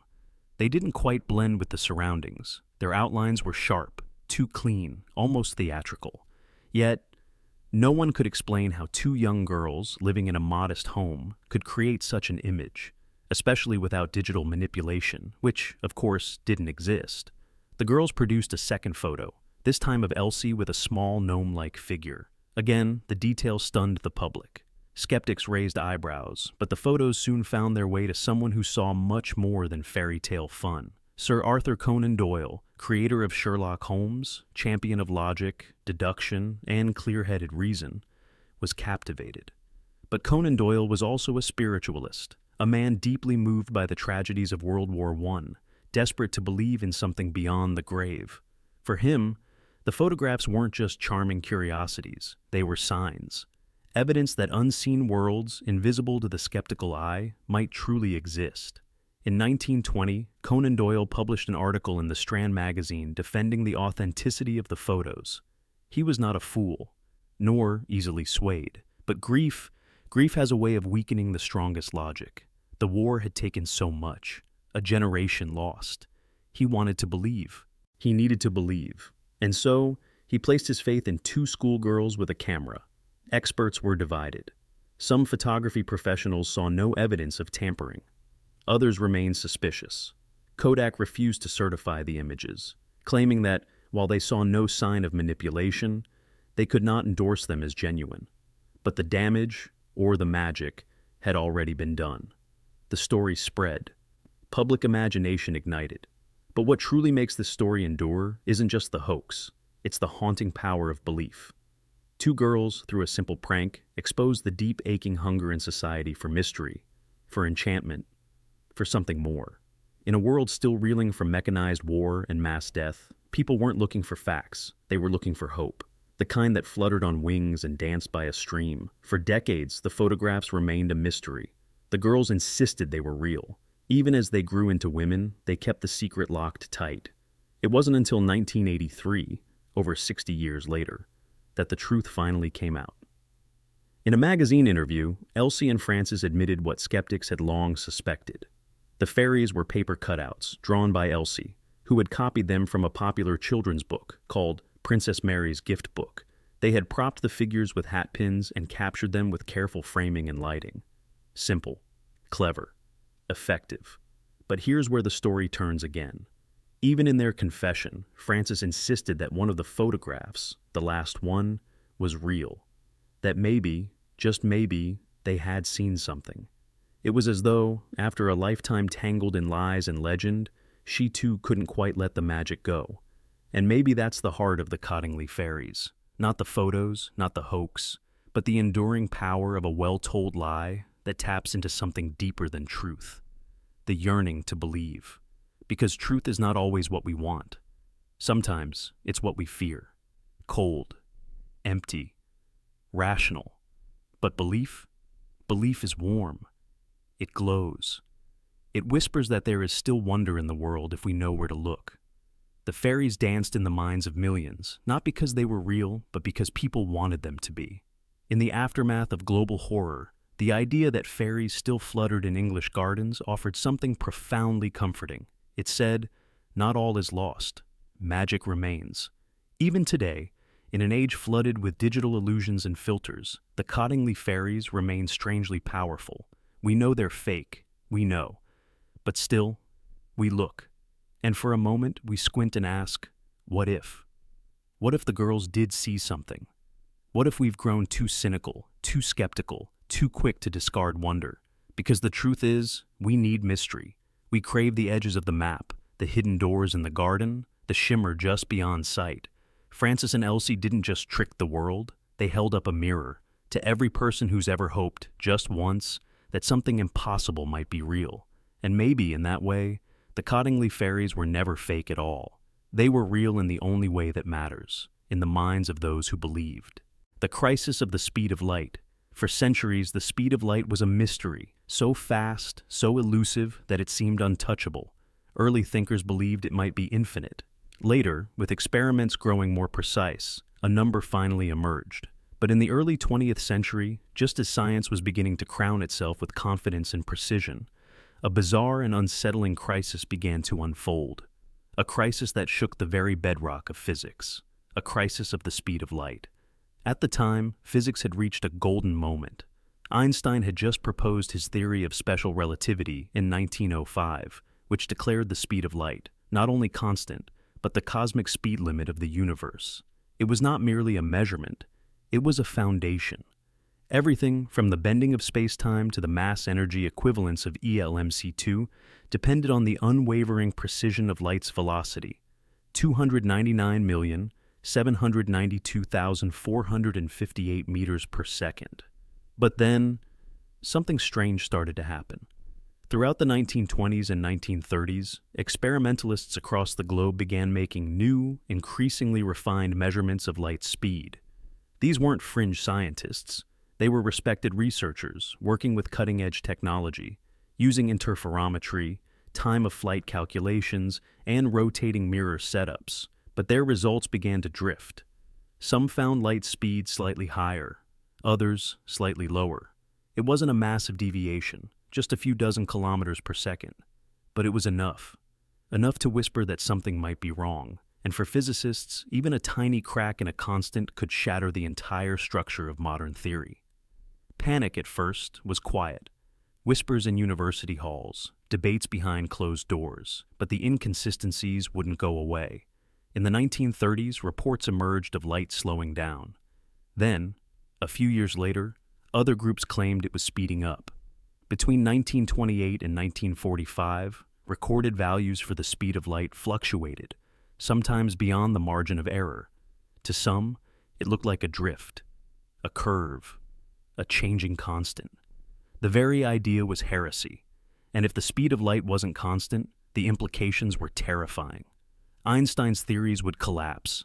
The structure of modern physics, relativity, quantum field theory, cosmology, would buckle under its own assumptions. If C could change, then ELMC2 became unstable. Energy and mass could no longer be cleanly exchanged. The fundamental symmetries of space-time would unravel. Universes of equations would no longer hold. Some theorists speculated wildly. Was the universe itself stretching light, shifting its velocity across time? Was some unknown force interfering with our measurements? Could we be seeing evidence of cosmic evolution, constants not being constant at all? Others went further. If the speed of light could change, what else could?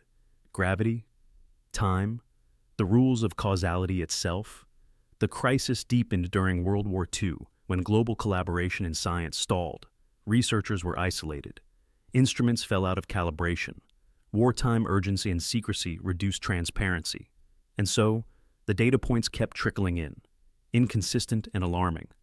It wasn't until the 1950s that the truth began to emerge. A group of metrologists and physicists, frustrated by the chaos, decided to step back and examine not the speed of light, but the instruments themselves. And what they found was as enlightening as it was embarrassing. The changes weren't in the speed of light. They were in the tools.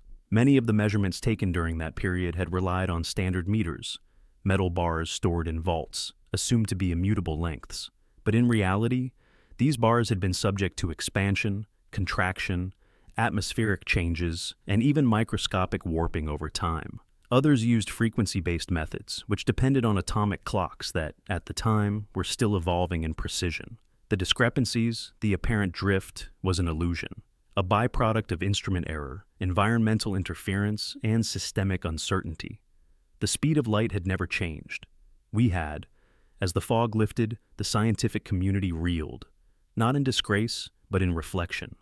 The crisis had revealed how fragile even the most certain truths could become when placed in the wrong hands, or measured with just enough imprecision. It became clear that precision in science is not just about numbers. It's about trust, calibration, and awareness of the limits of observation. In 1983, the lesson came full circle. The General Conference on Weights and Measures made a bold decision to redefine the meter in terms of the speed of light itself. No longer would the speed of light be measured by a flawed ruler. Instead, the ruler would be defined by the unchanging fixed speed of light, 299,792,458 meters per second. By definition, forever. The constant became the anchor. The crisis, in a strange way, gave rise to a new stability. But the legacy of the crisis still lingers. It stands as a quiet reminder that science is not just about facts, but about process. That even the bedrock of reality can appear to shift when our instruments tremble. That constants are only constant when we're certain they are. And most importantly, that the strength of science lies not in being infallible, but in having the courage to correct itself. For a time, the speed of light, this beacon of the cosmos, appeared to flicker, but in truth it was our own gaze that wavered, and from that moment of uncertainty came a deeper precision, a stronger science, and a humbler pursuit of the truth. The Calaveras Skull.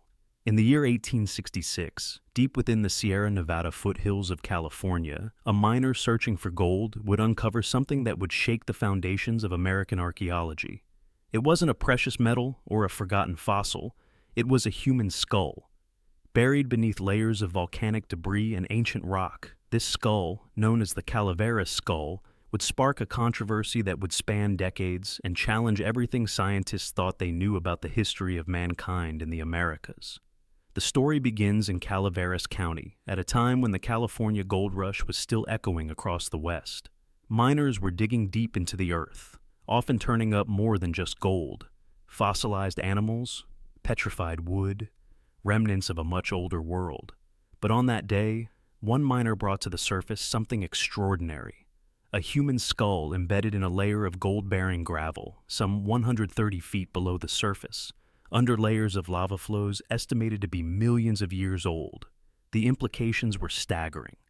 If the skull was genuinely found in situ, meaning exactly where it had naturally been buried, it would suggest that humans existed in North America not thousands, but millions of years ago.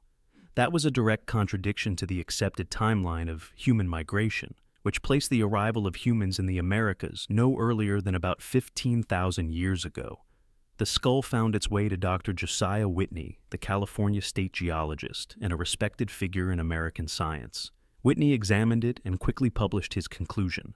This was indeed a genuine human skull from the Pliocene epoch, meaning humans had existed in North America millions of years before modern science believed possible. For Whitney, the skull was a smoking gun, irrefutable evidence of ancient man. It was a discovery that, if true, would rewrite the history books and place California at the epicenter of early human history. But there was a problem. Almost immediately, skepticism began to rise. For starters, the skull itself looked normal. It lacked the primitive features you'd expect from a hominin that supposedly predated Neanderthals. It resembled the skull of a modern Native American, not an early human ancestor. And its condition raised questions. Unlike fossilized bones, the Calaveras Skull was not mineralized. It hadn't absorbed the minerals from its surrounding sediment that would normally indicate extreme age. It looked, to put it plainly, like a skull that hadn't been in the ground very long. Then came the whispers. Stories from local miners hinted that the skull had not been found by accident at all, but planted. Some claimed it was a prank, a joke on the overzealous scientists who were desperate to make a name for themselves. Others suggested it was a deliberate deception to see just how far the scientific community could be pushed. Whatever the motive, the credibility of the skull began to crumble. Even Samuel Clemens, better known as Mark Twain, got involved. He referenced the skull mockingly in his semi-autobiographical book, Roughing It, using the episode to satirize scientific gullibility. He described how the skull had supposedly been baked in an oven to give it a more ancient appearance.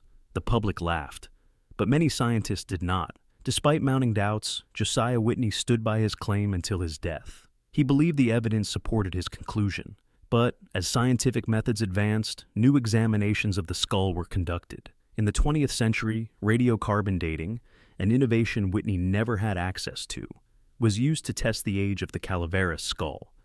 The results were clear.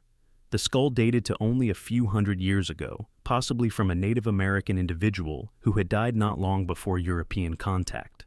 It was not millions of years old. It was not ancient. It was not a window into prehistory. It was, at best, a historic artifact. At worst, a planted hoax. The truth remains frustratingly elusive. No one ever confessed. The original miner never came forward. The documentation of the skull's discovery was vague and inconsistent. There is no definitive record of where exactly in the mine it was found, or whether it was found at all. But the overwhelming scientific consensus today is that the Calaveras Skull was a fraud, perhaps one of the most spectacular in early American science. And yet, the episode leaves behind more than just a dismissed artifact. It leaves behind a lesson. The Calaveras Skull reminds us that the pursuit of knowledge is not immune to deception, that even respected scientists, in their eagerness to discover, can become vulnerable to illusion. It shows how desperately we want to believe in a grand narrative, that our history stretches further back, that we are connected to an ancient past hidden beneath our feet. But in science, belief must be earned. Evidence must be tested, challenged, and re-examined, especially when it threatens to overturn the foundations of everything we think we know. This wasn't the last time a fossil would be faked or a claim exaggerated. From Piltdown Man in England to more recent archaeological fabrications, the history of science is full of reminders that discovery and deception often dance together. But science, at its best, learns from its mistakes. It does not cling to myths. It peels them away, layer by layer, until the truth, however messy, however mundane, stands exposed. The Calaveras Skull may not be the oldest trace of man in America, but it remains one of the oldest cautionary tales, a testament to the power of critical thinking, and a warning against the dangers of wishful certainty. For in the end, it's not the artifacts that define our history. It's the questions we ask and the truths we're brave enough to face.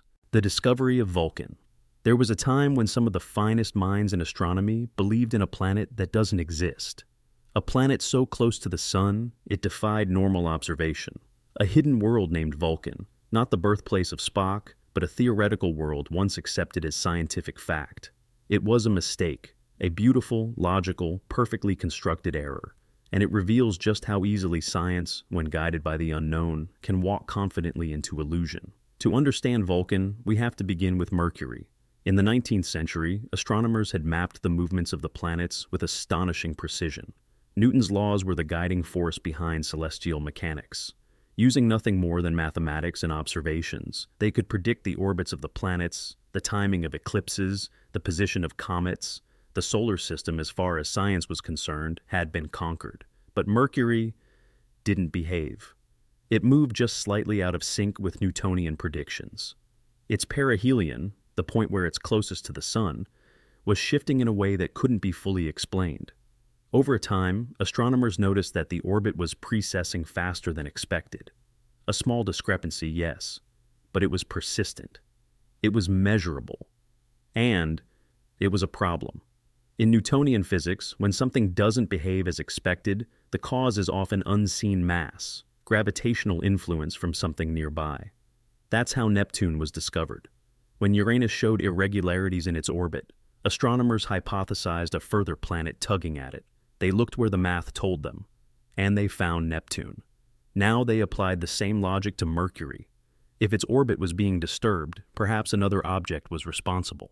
A planet even closer to the Sun, hidden in the blinding light, pulling subtly at Mercury's path.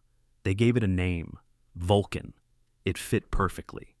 The name evoked fire, heat, the forge of the gods, a fitting moniker for a world that would bake in the sun's wrath. And once the name was given, the hunt began.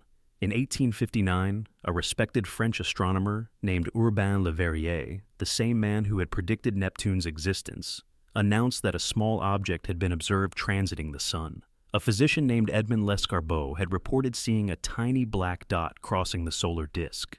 Le Verrier was convinced here was the proof. Vulcan existed. And just like that, the scientific community accepted it. Newspapers published it. Telescopes turned toward the sun, trying to glimpse the elusive wanderer. Dozens of reports followed, claims of sightings during eclipses, tiny shadows darting across the solar glare, brief blips of hope that seemed to confirm the planet's existence. But there was a problem. None of the sightings were consistent. Vulcan didn't obey a predictable orbit. Some reports placed it here, others there. No pattern emerged, and despite increasing efforts, no one could definitively photograph or map it. For a time, the search became almost obsessive. The idea was too elegant to let go. Vulcan was the missing piece of the Mercury puzzle. It had to be there. But science, at its best, is ruthless. As technology advanced and as observation techniques grew more refined, Vulcan refused to appear. Decade after decade passed, and no reliable evidence emerged. The planet remained a ghost, always seen through shaky lenses, always vanishing when serious eyes turned toward it. Then, in 1915, everything changed. Albert Einstein published his theory of general relativity, a radical new vision of gravity not as a force, but as the curvature of space-time. And in his equations, there was a prediction. The perihelion shift of Mercury, unexplained by Newton, was perfectly accounted for in Einstein's new model. There was no need for a hidden planet. Vulcan evaporated. Not with a bang, but with a mathematical whisper. It had never existed. It was a symptom of an incomplete theory, a placeholder for our ignorance. And yet, that's what makes Vulcan so fascinating. It wasn't a hoax. It wasn't pseudoscience. It was a product of rigorous, logical reasoning. The same process that led to the discovery of Neptune led to the illusion of Vulcan. The only difference was that one theory happened to be right, and the other wrong. In that way, Vulcan is a monument to the humility of science.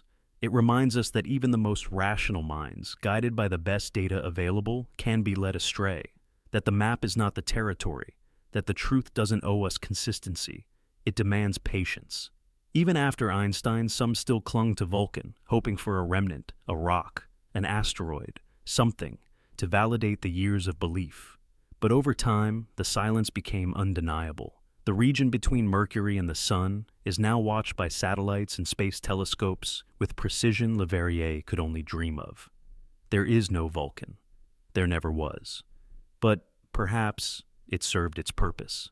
Vulcan helped push astronomers to question Newton's limits. It challenged assumptions. It drove observation. And it laid the groundwork for one of the most revolutionary theories in physics. Without the mystery of Mercury, would Einstein have turned his gaze toward the curvature of space? Without Vulcan, would the cracks in classical mechanics have widened? In the end, Vulcan wasn't a planet. It was a path, a stepping stone, a ghost that guided us unknowingly toward a deeper understanding of the universe. And that is the strange poetry of science. Not that it always gets things right, but that it dares to be wrong in brilliant, necessary ways. The Dendera Light, deep within the ancient stone corridors of the Hathor Temple at Dendera, carved into the walls with mesmerizing precision, is an image that has puzzled minds and sparked fiery debates for decades. It shows a lotus flower, a serpent emerging, enclosed within what some describe as a long, bulbous shape. At its base, what looks like a socket or pedestal, and at first glance, to the untrained eye, it does look strangely familiar, like a light bulb. To many, this was just another depiction in the endless pantheon of Egyptian symbolism, but to others, it was something else entirely.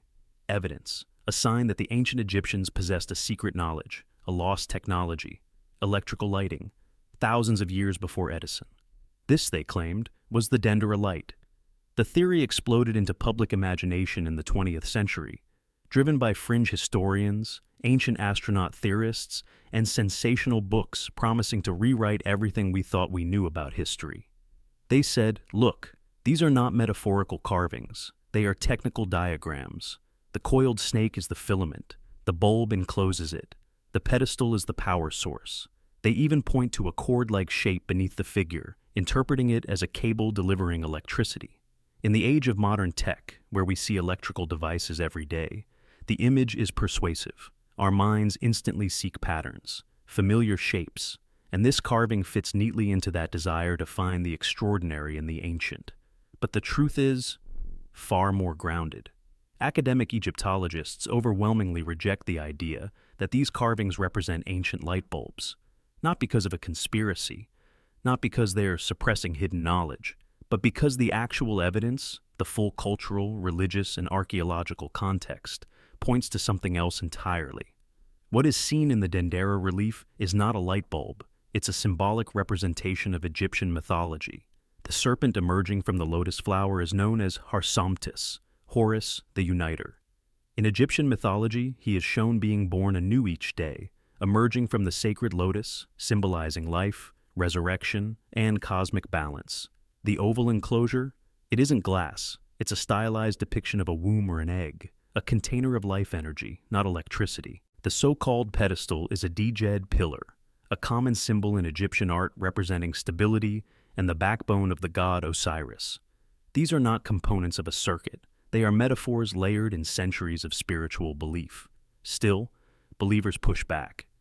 They say, why are there no soot marks in the inner chambers of the pyramids? If torches were used, where is the carbon residue? But this, too, has been addressed. Ancient Egyptians likely used reflective bronze mirrors to direct sunlight deep into their structures. They also utilized oil lamps with filtered ventilation, which could produce minimal residue, especially in short-term ceremonial use. No batteries, no wires, no evidence of power infrastructure, no writings, blueprints, or tools suggesting that electricity, let alone high-voltage light sources, were known or used. And yet, the theory persists. Why? Because it taps into something powerful. The allure of forbidden knowledge, the romantic idea that ancient civilizations were more advanced than we can comprehend, that we are merely rediscovering what was once known and lost. This desire to elevate the ancients is not new. We've seen it with the pyramids, the Nazca lines, the Antikythera mechanism. In every corner of ancient history, people search for whispers of a golden age, a prehistory civilization whose brilliance was buried beneath time and sand. But this approach can overshadow the real miracle, the ingenuity of ancient humans working with the tools of their time. The ancient Egyptians engineered monuments aligned with the stars, crafted dyes that last for millennia, and performed surgeries documented on papyri. Their legacy doesn't need embellishment, it needs understanding. The Dendera Light theory, like many pseudoscientific claims, is seductive because it gives us the illusion that we're in on a secret, that we know something the mainstream doesn't. It flatters our skepticism, but can lead us astray when we ignore the burden of proof. True discovery doesn't shy away from scrutiny. It invites it. And while it's fun, sometimes even thrilling, to speculate about lost technologies, our respect for ancient civilizations must begin with accuracy. The carvings in the Temple of Hathor are not evidence of ancient light bulbs. They are windows into a worldview built on myth, gods, and cosmic cycles, a symbolic language so rich and complex that it still evokes wonder even now. But perhaps the greatest light they shine is on us, on our need to find patterns, on our discomfort with ambiguity, on our hunger for deeper meaning in the past. The Dendera Light reflects not electricity, but the human tendency to reach beyond the truth in search of a better story. And yet, sometimes, the real story, grounded in symbol, ritual, and human creativity, is more awe-inspiring than any imagined machine. The Great Dinosaur Sculpting Error. Imagine standing in front of a towering beast, 20 feet tall, scales rough like armor, limbs strong as tree trunks. Its massive skull rises above you, crowned with a horn jutting straight from its nose, like a prehistoric unicorn. This is a dinosaur. Or at least, it was once believed to be. But what if I told you that horn wasn't a horn at all? This is the story of one of the greatest scientific misinterpretations in history. A time when the giants of the earth were being unearthed bone by bone, and humanity, awestruck by these ancient titans, rushed to piece them together. But in their haste, in their hunger to understand the past, they got it wrong, spectacularly wrong. Our tale begins in the early 1800s, an age before Jurassic Park, before CGI, before the public even truly knew what a dinosaur was. Fossils had been found, yes, scattered bones, strange teeth, the odd claw, but no one had yet painted a clear picture of what these creatures looked like. Then, in 1822, Mary Ann Mantell stumbled across a peculiar tooth in Sussex, England. Her husband, Dr. Gideon Mantell, a physician and amateur fossil hunter, was captivated. The tooth resembled that of a modern iguana, but was enormous. From this single clue, Mantell reconstructed a creature he named Iguanodon, iguana tooth. Over time, more bones were found. A partial skeleton emerged. But there was one particularly strange piece, a sharp, conical bone, roughly 6 inches long. Anne Mantell, along with the scientific establishment of the time, made a bold assumption. This must be a horn, a nasal spike. So, in 1854, when the first life-size models of dinosaurs were constructed for the Crystal Palace Park in London, a groundbreaking effort in science communication, Benjamin Waterhouse Hawkins, under the guidance of Sir Richard Owen, placed that horn squarely on the snout of Iguanodon. It stood tall, bulky, rhino-like, dragging its tail, limbs sprawled out like a lizard, its horned head lifted proudly. It was a triumph. For the first time, the public could see what a dinosaur looked like, or so they thought. These statues were unveiled with great fanfare. During a New Year's Eve dinner in 1853, a group of scientists dined inside the body of the unfinished Iguanodon model, seated at a table between its ribs. The event was celebrated across England. These reconstructions sparked the public imagination. Dinosaurs were no longer bones in a drawer. They were monsters of mythic scale brought to life. But they were wrong. Deeply, absurdly wrong. The Iguanodon's horn, not a horn at all. Decades later, with more complete skeletons found in Belgium, paleontologists discovered the truth. That conical spike was a thumb, a defensive weapon, a specialized structure, and it belonged on the hand, not the face. The entire narrative of the creature changed.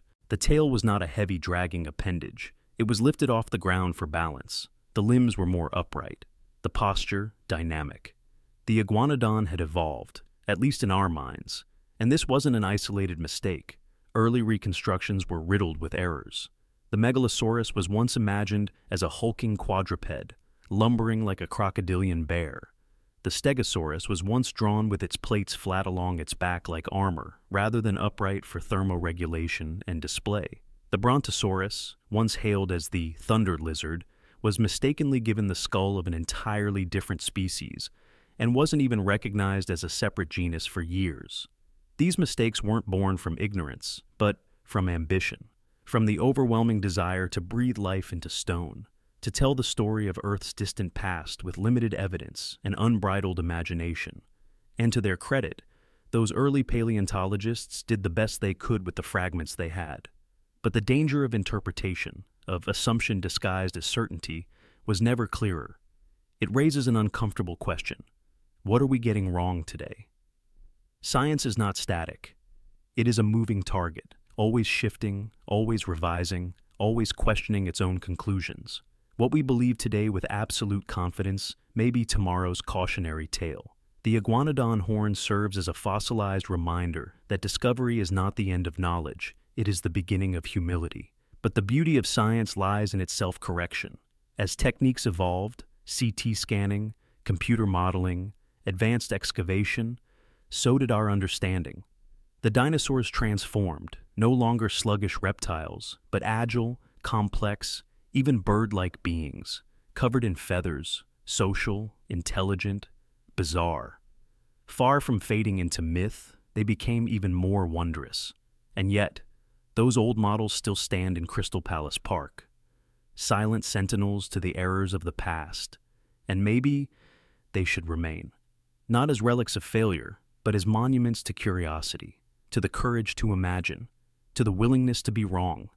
Because without those first steps, misguided though they were, we wouldn't be where we are now.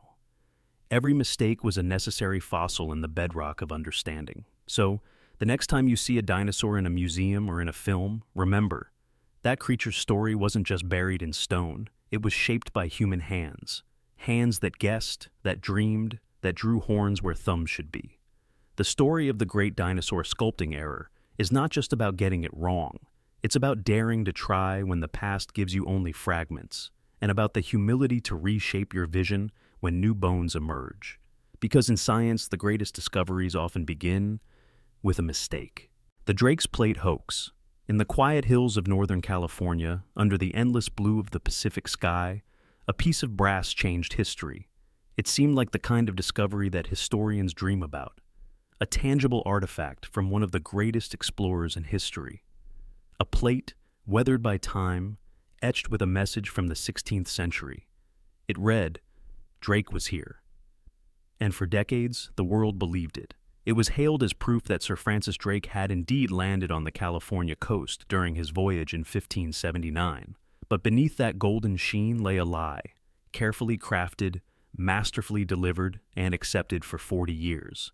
This is the story of Drake's Plate, and how the thirst for historical glory blinded some of the brightest minds of their era. In 1936, a man named Beryl Shin stumbled across a small tarnished brass plate near San Francisco Bay. It seemed curious, roughly the size of a license plate, with archaic lettering carved across its surface.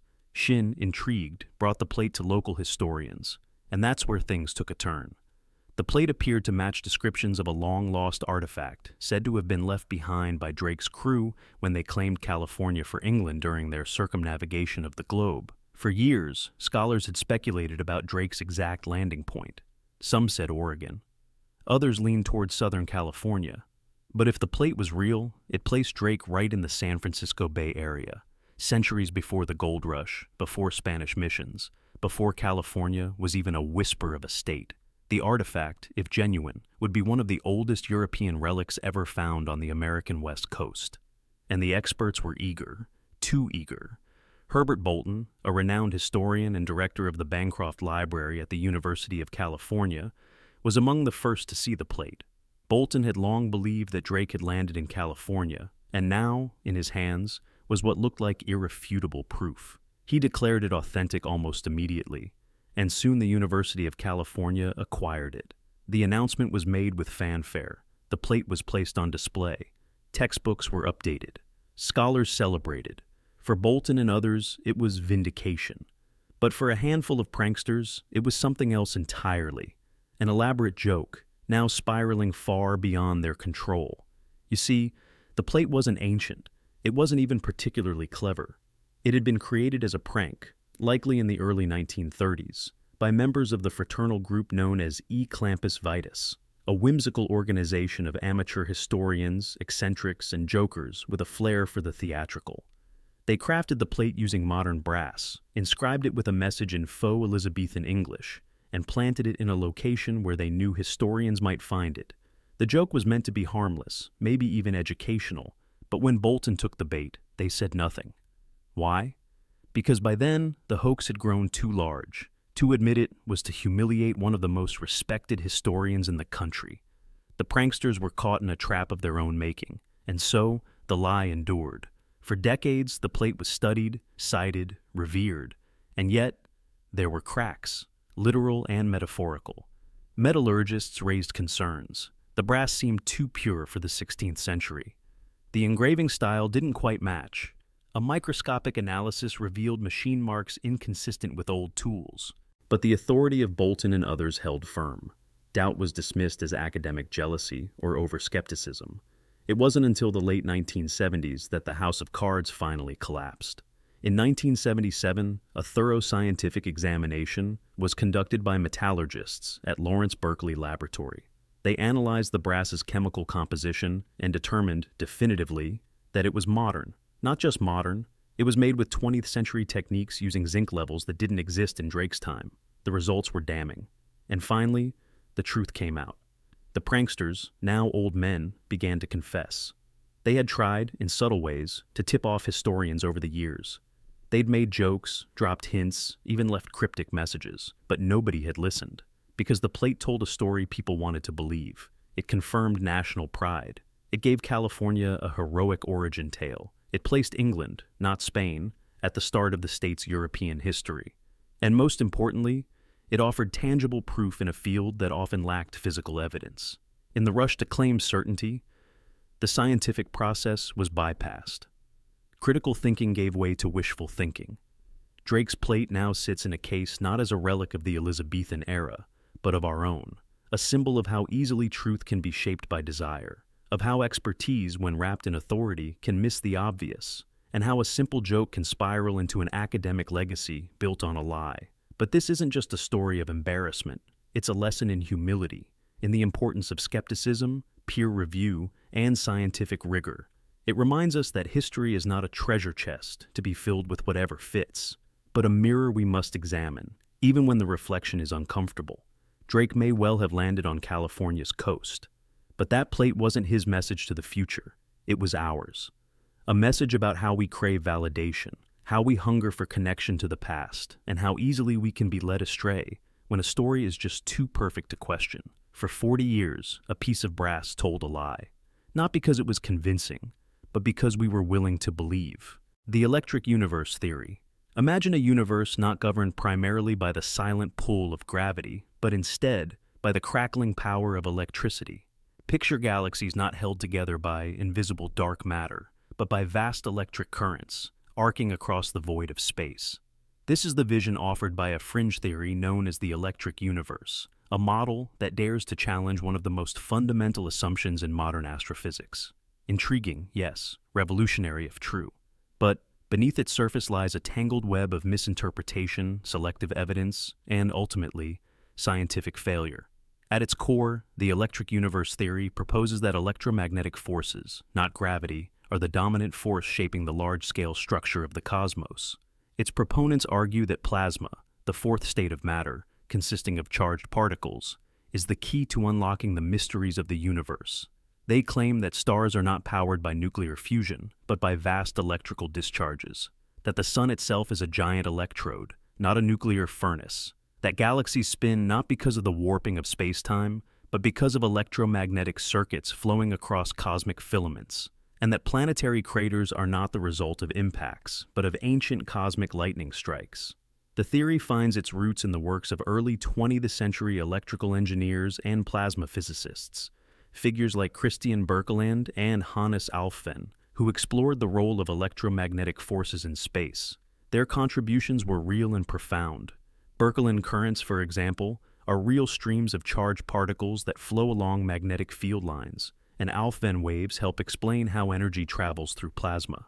But the electric universe takes these well-established principles and stretches them far beyond their intended scope, often without mathematical support or empirical validation.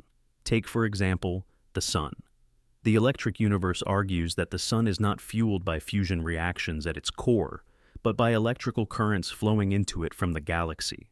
Yet decades of observation, from neutrino detectors that count the particles emitted by nuclear reactions to helioseismology that maps the sun's internal structure through its vibrations, provide overwhelming evidence for fusion. The sun's temperature, its luminosity, its spectrum, its life cycle, they all align with the physics of nuclear fusion, not electric discharge. If the sun were an electric arc, its behavior would be erratic and unstable. Instead, it burns with a steady rhythm that has lasted billions of years. Then there's the issue of galaxies. The electric universe posits that galaxies rotate the way they do, not because of gravity or dark matter, but because of vast electromagnetic forces. Yet, these forces, while powerful on small scales, become negligible at astronomical distances. Gravity may be the weakest of the four fundamental forces, but it is cumulative and long-range, perfectly suited for shaping the motion of stars and galaxies across billions of light years.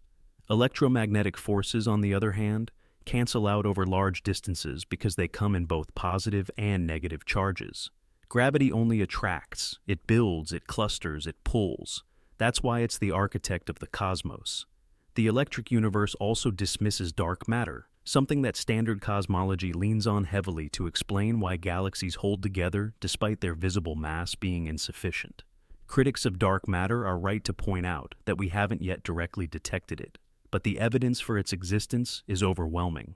Gravitational lensing, the bending of light from distant galaxies by unseen mass, has been observed countless times. The cosmic microwave background, the afterglow of the Big Bang, bears the fingerprints of dark matter in its temperature fluctuations. Large-scale simulations of galaxy formation only match observations when dark matter is included. The electric universe offers no alternative explanation that matches these observations with similar accuracy. One of the most dramatic claims made by electric universe proponents is that features like craters on the Moon or Mars were formed not by asteroid impacts, but by high-energy plasma discharges.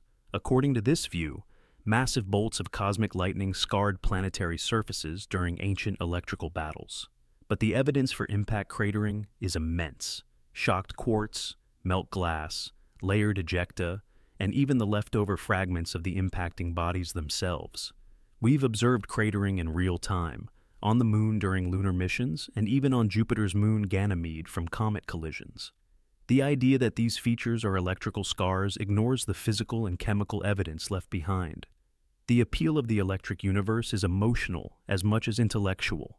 It offers a vision of the cosmos that is dramatic, almost mythological. Lightning bolts instead of gravity wells, cosmic battles instead of silent expansion. It's an intuitive model in some ways, visible, tangible, electrical. But science is not governed by what feels right. It is governed by evidence, mathematics, and testable predictions. And on that front, the electric universe fails to deliver. Its ideas rarely appear in peer-reviewed journals. Its equations are often absent or incomplete. Its claims are not supported by satellite observations or astronomical surveys. Instead, it thrives in books, forums, and YouTube videos, outside the rigorous filters of scientific scrutiny. That's not to say mainstream science is infallible. It must be questioned, tested, and refined, but it must also be evidence-based, falsifiable, and predictive. The electric universe, for all its flair, offers none of that. There's a reason why the scientific method is slow, meticulous, and skeptical. It's designed to filter out noise, bias, and seductive but false ideas. When we look at the night sky, we are tempted to impose stories on the stars. Ancient civilizations saw gods and monsters in the constellations. The electric universe is, in some ways, a modern echo of that impulse, a desire to replace complexity with narrative, data with spectacle. But the universe doesn't owe us simplicity. It is vast, chaotic, and governed by forces that are often invisible to our senses. We don't understand everything. But what we do understand is built on layers of observation, experimentation, and refinement. Gravity may not be flashy. It doesn't arc across the sky in brilliant discharges, but it moves galaxies. It sculpts the cosmos. And until a better, testable model emerges, it remains the bedrock of our understanding. The electric universe dares to question gravity, and for that, it deserves to be examined. But when examined closely, its claims crumble, not because they challenge the status quo, but because they lack the weight of proof. In the end, The cosmos is not powered by lightning bolts in the dark. It is powered by laws, tested, retested, and waiting for the next idea that dares to prove them wrong. The psychic dog experiments. In the early 20th century, a curious story captured the imagination of the world. A story not about machines or theories or political revolutions, but about dogs. Ordinary animals, it seemed, had been hiding an extraordinary power: telepathy. The ability to read human thoughts, and not just vague impressions. These dogs could identify names, answer questions, spell words. They could, it was claimed, know things they were never taught. The scientific community was split. Some were thrilled, others skeptical. But the public, they were enchanted. This is the story of the psychic dog experiments. It began in Germany in the 1930s with a dog named Rolf, a long-haired Alsatian owned by a retired teacher named Freiherr von Osten. Yes, the same family name connected to another animal prodigy, Clever Hans the horse, who had already made headlines decades earlier. Rolf was described as a genius. He could tap out answers to complex questions using his paw, pressing it against a board with letters. When asked what day of the week it was, he would spell it out. When asked mathematical questions, he could supposedly solve them. Rolf wasn't just a pet. He was being hailed as a thinking, feeling, knowing being, one whose mind reached beyond his own and into that of his owner. Soon, more animals followed. Other dogs, Asta, Lola, Don, all emerged from different households, often with educated, sensitive handlers. These dogs, too, showed psychic talents. Some were said to express opinions, describe dreams, and even offer political commentary. In an era teetering on the brink of chaos, the idea of animals possessing inner thought, intelligence beyond training, was both unsettling and exhilarating. The experiments varied. In one famous test, a dog was placed in one room while its owner remained in another. The owner would focus on an image or phrase, and the dog was asked to tap out the answer. Sometimes the dog got it right. This was taken as evidence, not just of animal cognition, but of direct mind-to-mind contact, telepathy, extrasensory perception. And for a while, the scientific world took notice. Articles were written. Parapsychologists visited the homes. The dogs became minor celebrities. Crowds gathered to watch these remarkable animals demonstrate their powers. The idea of animal telepathy wasn't entirely new. People had always claimed that their pets seemed to know when they were coming home, or sense danger before it arrived. But now, there was data, tests, observations. It felt real. But there's a catch. There's always a catch. As investigations deepened, cracks began to form in the psychic facade. First, the tests weren't consistent. While some sessions produced stunning results, others failed completely. Sometimes the dogs appeared confused, sometimes they gave wrong answers. But those inconsistencies were often brushed aside as anomalies, or worse, not reported at all. The results that supported the psychic narrative were shared. The ones that didn't, forgotten. Selective reporting had taken root. Second, there were subtle cues, unintentional ones. The same issue that had plagued the earlier case of Clever Hans. With Hans, it turned out the horse wasn't actually doing math. He was watching his handler's body language, tiny, unconscious movements that signaled when to stop tapping. Rolf and the other psychic dogs, it seemed, were doing something similar. They weren't reading minds, they were reading people. Humans leak information, a raised eyebrow, a held breath, a small shift in posture. Animals, especially those closely bonded to us, become masters at decoding these micro-expressions. What looks like telepathy may, in fact, be finely tuned observational behavior. Behavior reinforced through years of affection, repetition, and reward. And then came the final blow. When strict controls were introduced, blinding handlers, removing audience cues, or randomizing stimuli, the psychic abilities vanished. The dogs became ordinary again. Not because they were less intelligent, but because the scaffolding of the illusion had been removed. Without access to human signals, the magic disappeared. This wasn't fraud. No one was trying to deceive. The owners loved their animals. They believed in them. And in their belief, they shaped the environment around them, subtly guiding, unintentionally rewarding, and ultimately convincing themselves that something supernatural was occurring. It's a phenomenon known in psychology as the ideomotor effect. where thoughts or expectations can influence subtle physical movements without conscious awareness. In this case, it wasn't the dogs who were psychic. It was the humans, unknowingly, playing both magician and audience. But still, the allure lingers. Even today we hear stories. A dog who waits at the door 5 minutes before its owner arrives. A cat who vanishes before an earthquake. Are they psychic? Or just extraordinarily sensitive? Does telepathy require supernatural explanation? Or are we simply underestimating the silent language shared between species? The psychic dog experiments may have been debunked, but they touch something deeper, a longing to believe that animals aren't just reactive machines, but sentient companions, beings who share not just our homes, but our thoughts. And maybe, in a way, they do, not through mind reading, but through something even more powerful: connection. In the end, the dogs didn't need telepathy to amaze us. Their real power, their real magic, was in their ability to reflect our emotions, anticipate our needs, and make us believe, if only for a moment, that the distance between two minds could disappear. That's not psychic. That's something far more profound. That's love. That's trust. That's the unspoken bond that no experiment can fully measure.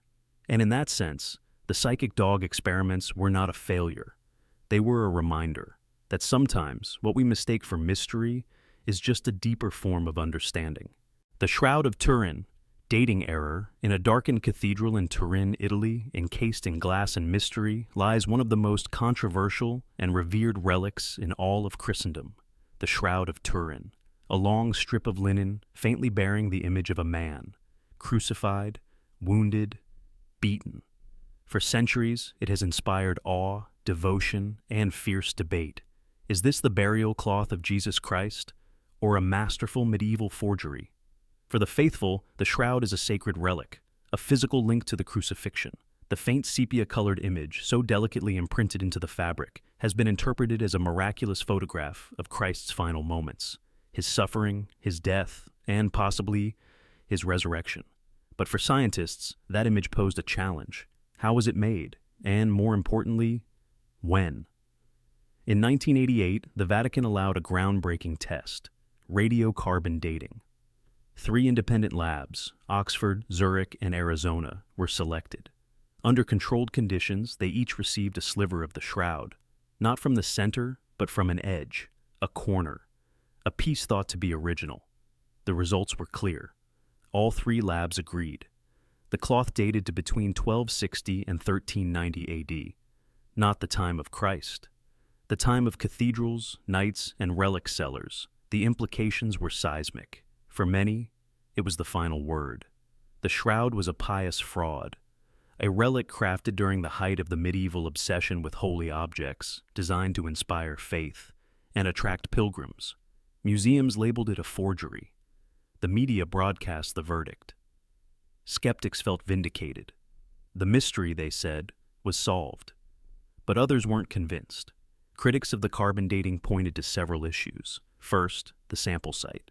The piece taken was from the corner, an area believed by some to have been repaired in the Middle Ages after a fire. If the fabric was woven into the original during restoration, then the dating would reflect the newer material, not the ancient cloth. Second, contamination. Over centuries, the shroud had been handled by thousands. Touched, kissed, exposed to soot, water, and fire. Could residues of bacteria, oils, or carbon particles have skewed the results? And third, sabotage. Some went further, speculating that the samples may have been tampered with before reaching the labs.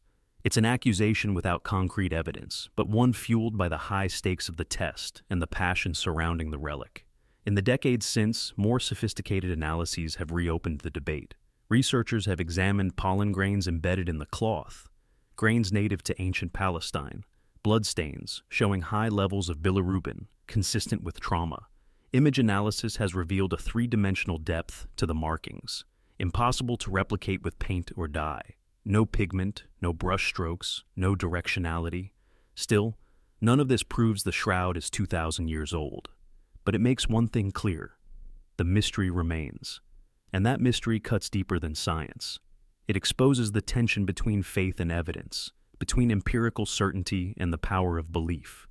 To some, The shroud must be real because their faith is anchored in it. To others, it must be fake because miracles do not belong in science.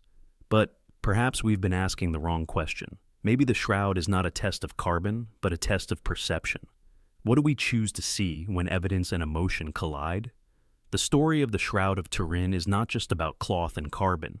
It's about humanity's yearning for connection with the divine, for something tangible, sacred, and real. And whether the image is miraculous or medieval, the shroud has succeeded in something extraordinary.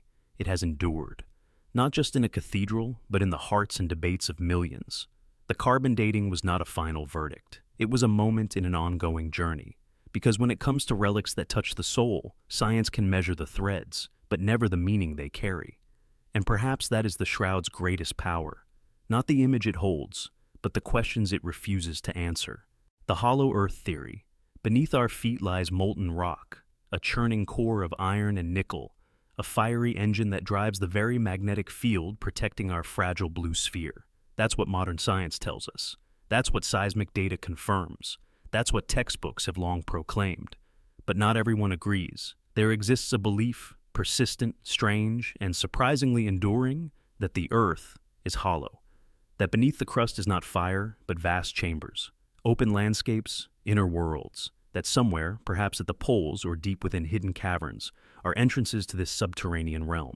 And within it, another civilization, another sun, another earth. This is the hollow earth theory.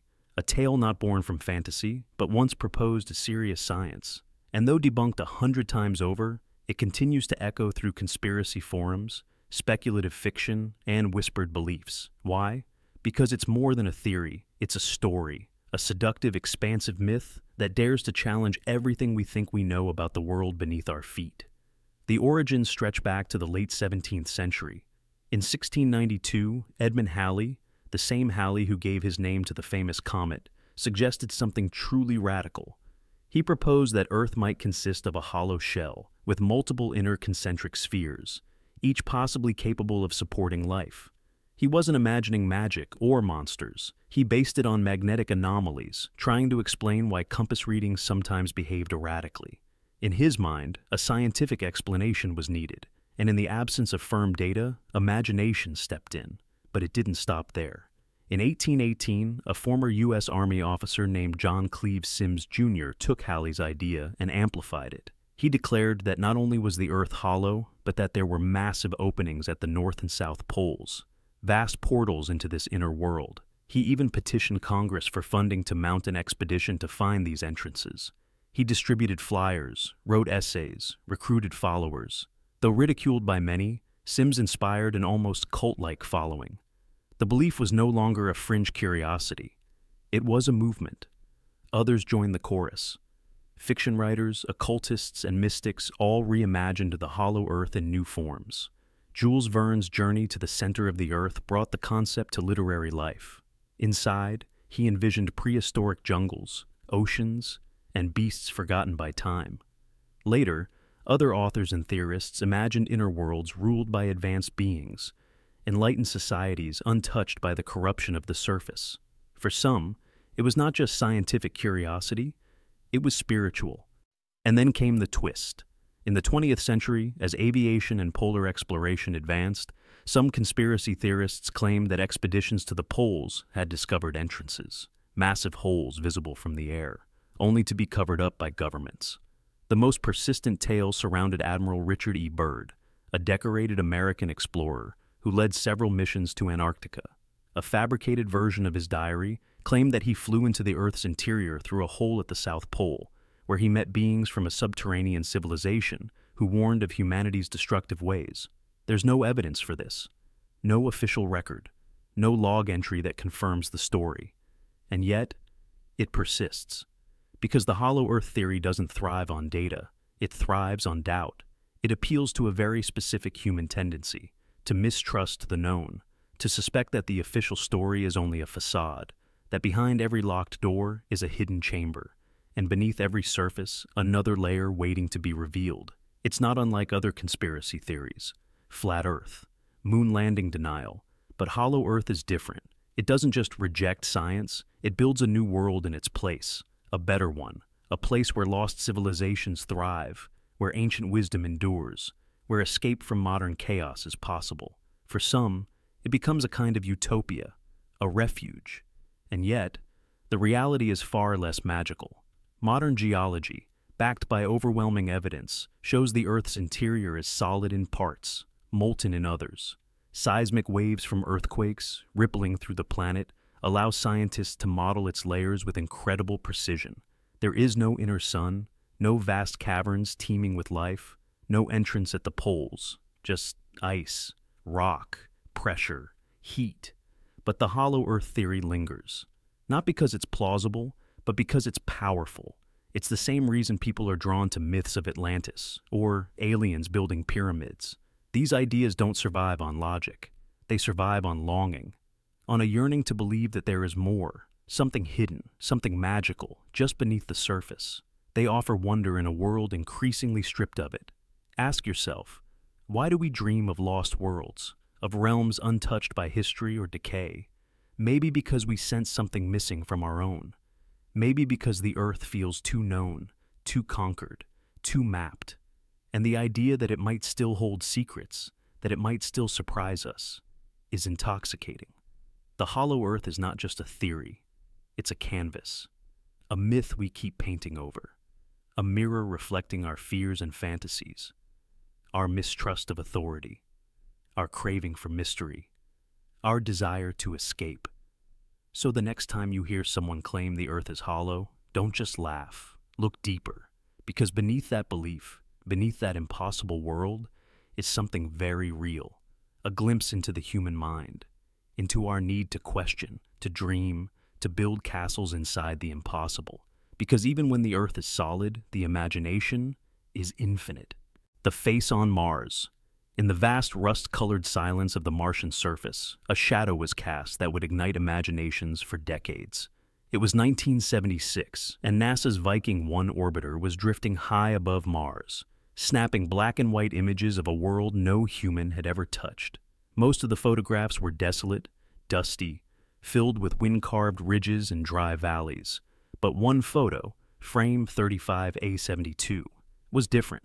In that image, captured over the Cydonia region of Mars, something stared back. A mountain, a hill, a mesa.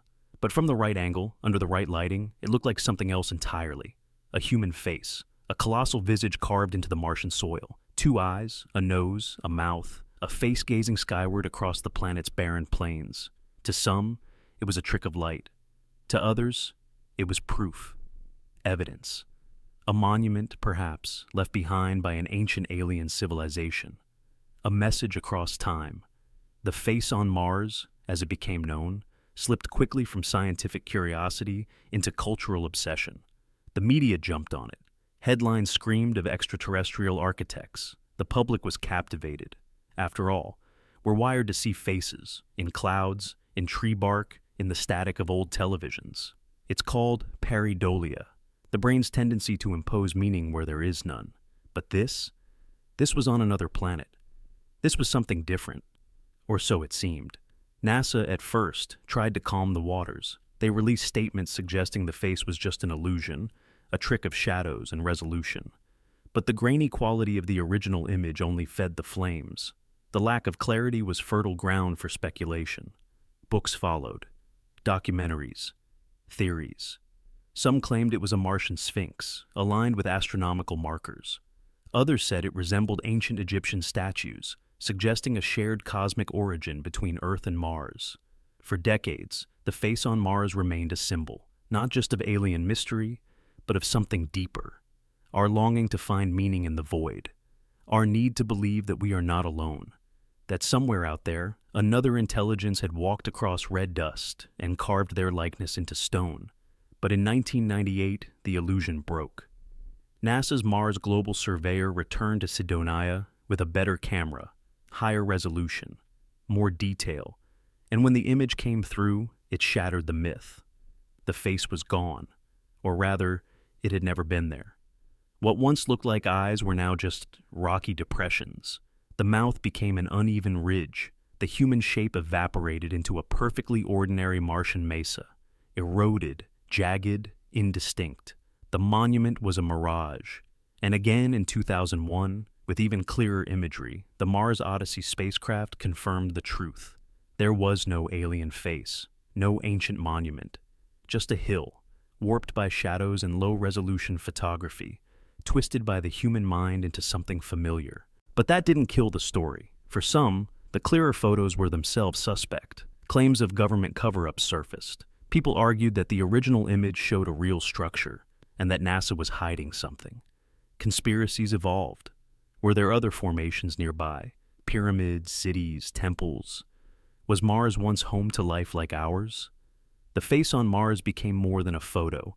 It became a canvas, a screen onto which we projected our deepest hopes, fears, and questions. Because what we saw said more about us than it ever did about Mars. Why do we search so desperately for patterns and chaos? Why does the idea of life beyond Earth grip us so fiercely? Perhaps it's because the universe is vast, too vast, cold, empty. And in that darkness, we crave a reflection of ourselves. The face on Mars wasn't real, but the desire it stirred, that need for connection, absolutely was. Psychologists point to pareidolia as a survival trait. Seeing faces quickly helped early humans distinguish friend from foe. But in the quiet data from another world, that instinct betrayed us. It made us see gods in clouds, voices in static, meaning in noise. Still, there's something beautiful in that mistake, something deeply human.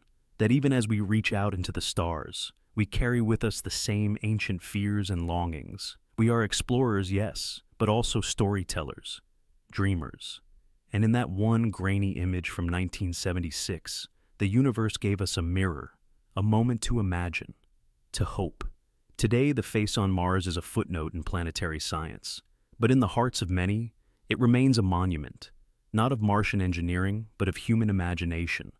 A testament to our need to find ourselves, even among the dust and rocks of another world.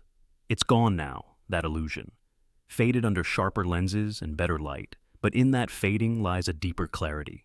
The universe is not obligated to thrill us. It does not promise signs or symbols, but when we look up, when we search, when we wonder, we bring the meaning with us. Maybe the face on Mars was never about aliens. Maybe it was always about us, who we are, what we believe, and what we hope to find. Staring back from the stars. The moon landing hoax conspiracies.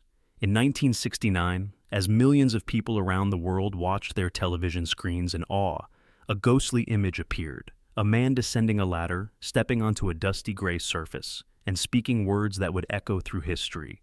That's one small step for a man, one giant leap for mankind. It was the crowning achievement of human ingenuity. The Apollo 11 moon landing marked a moment when humanity left its cradle and set foot on another world. And yet, for some, it never happened. Despite overwhelming physical, photographic, and testimonial evidence, a persistent minority believes that the moon landing was an elaborate hoax, staged by NASA on a movie set, directed in secret and disguised as truth. It's a theory that has refused to die, living in the shadows of public skepticism, fueled by mistrust, coincidence, and selective interpretation. The roots of the moon landing hoax conspiracy trace back to the early 1970s. As the initial awe began to fade and political disillusionment began to rise in the wake of Vietnam and Watergate, the idea that the U.S. government could deceive its people no longer seemed absurd to some. It seemed expected. In this climate of doubt, a man named Bill Kaysing published a book titled "We Never Went to the Moon." He had no formal scientific training, yet his ideas caught fire in fringe circles. He argued that the technology to send humans to the moon simply didn't exist in 1969, and that NASA, under pressure to beat the Soviets, faked the landing to maintain global dominance. The evidence, he claimed, was in the photos. He pointed to the absence of stars in the lunar sky. He questioned how shadows could fall in different directions. He pointed to the American flag appearing to ripple, as if in a breeze. Each of these points was delivered with conviction, and each has been thoroughly debunked. Let's start with the stars. Why don't we see them in the moon landing photos? The answer is simple: exposure. The lunar surface was brightly lit by the sun. To photograph the astronauts and equipment without overexposing the image, the cameras had to use short exposure times. Stars, which are relatively dim, didn't register on film. The same thing happens if you take a picture of someone standing under a streetlight at night. You won't capture the stars either. And the shadows? The claim is that they fall in inconsistent directions, implying multiple light sources, like studio lighting. But on the moon, the terrain is uneven, and the surface itself reflects light. These factors can distort shadow angles, making them appear strange to the untrained eye. A single light source, the sun, can produce all the lighting effects seen in the Apollo photos when you account for the moon's surface properties. Then, there's the flag. In videos and images, it appears to flutter as it's planted into the ground. But there's no air on the moon. How can that be? The explanation lies in the flag's design. It had a horizontal rod to keep it extended. When astronauts moved the pole, the flag rippled, not because of wind, but due to the momentum transferred through the fabric. And without air resistance, those ripples dampened slowly, giving the illusion of movement. And yet, these explanations never seem to satisfy the true believer, because moon hoax theories aren't rooted in evidence, they're rooted in doubt. But here's the real kicker. If the moon landing had been faked, it would have been the most elaborate, risky, and unsustainable deception in human history. Over 400,000 people worked on the Apollo program. Engineers, scientists, technicians, contractors. To believe the hoax theory, you must believe that all of them were either fooled or complicit, and that none broke ranks to expose the truth. Not in 5 years, not in 50. And what about the Soviet Union? America's arch-rival in the space race was monitoring every signal, every transmission. If there had been even a hint of fraud, the USSR would have seized the opportunity to discredit the United States. But they didn't, because they saw the same data, live telemetry, radio signals, satellite tracking, and they knew it was real. The moon rocks, too, tell a story no studio could fabricate. The Apollo missions returned 382 kilograms of lunar samples. These rocks have unique isotopic compositions, ages, and textures that are unlike anything found on Earth. Scientists across the world, including independent researchers in countries with no allegiance to NASA, have studied them. Their origin is unmistakably lunar. Still, conspiracy theorists argue, why haven't we gone back? The truth is, we did. 6 manned missions landed on the moon between 1969 and 1972, but each flight cost billions. The political will faded. The Cold War moved into other arenas. Public interest waned, and for decades, space budgets shrank. Only now, with new technology and private spaceflight, are we preparing to return. The belief in the moon hoax is a powerful example of how doubt, once planted, can flourish even in the face of overwhelming evidence. It's a psychological phenomenon more than a scientific one. When someone decides not to trust authority, any authority, every explanation becomes just another lie, and every contradiction feels like confirmation. It's a loop that feeds on itself, immune to reason. But to believe the hoax is to deny one of humanity's greatest triumphs. It is to ignore the thousands of hours of footage, the engineering breakthroughs, the lives lost in the effort to reach the stars. It is to turn away from a moment when our species looked beyond its own world, stepped onto an alien surface, and claimed a piece of the cosmos, not for conquest, but for exploration. The moon landing is real. The evidence is undeniable. The human spirit that carried us there is unshakable. But the persistence of the conspiracy teaches us a lesson. Truth, no matter how profound, must be defended. Because in a world of misinformation, facts do not always speak for themselves. Sometimes they need a voice.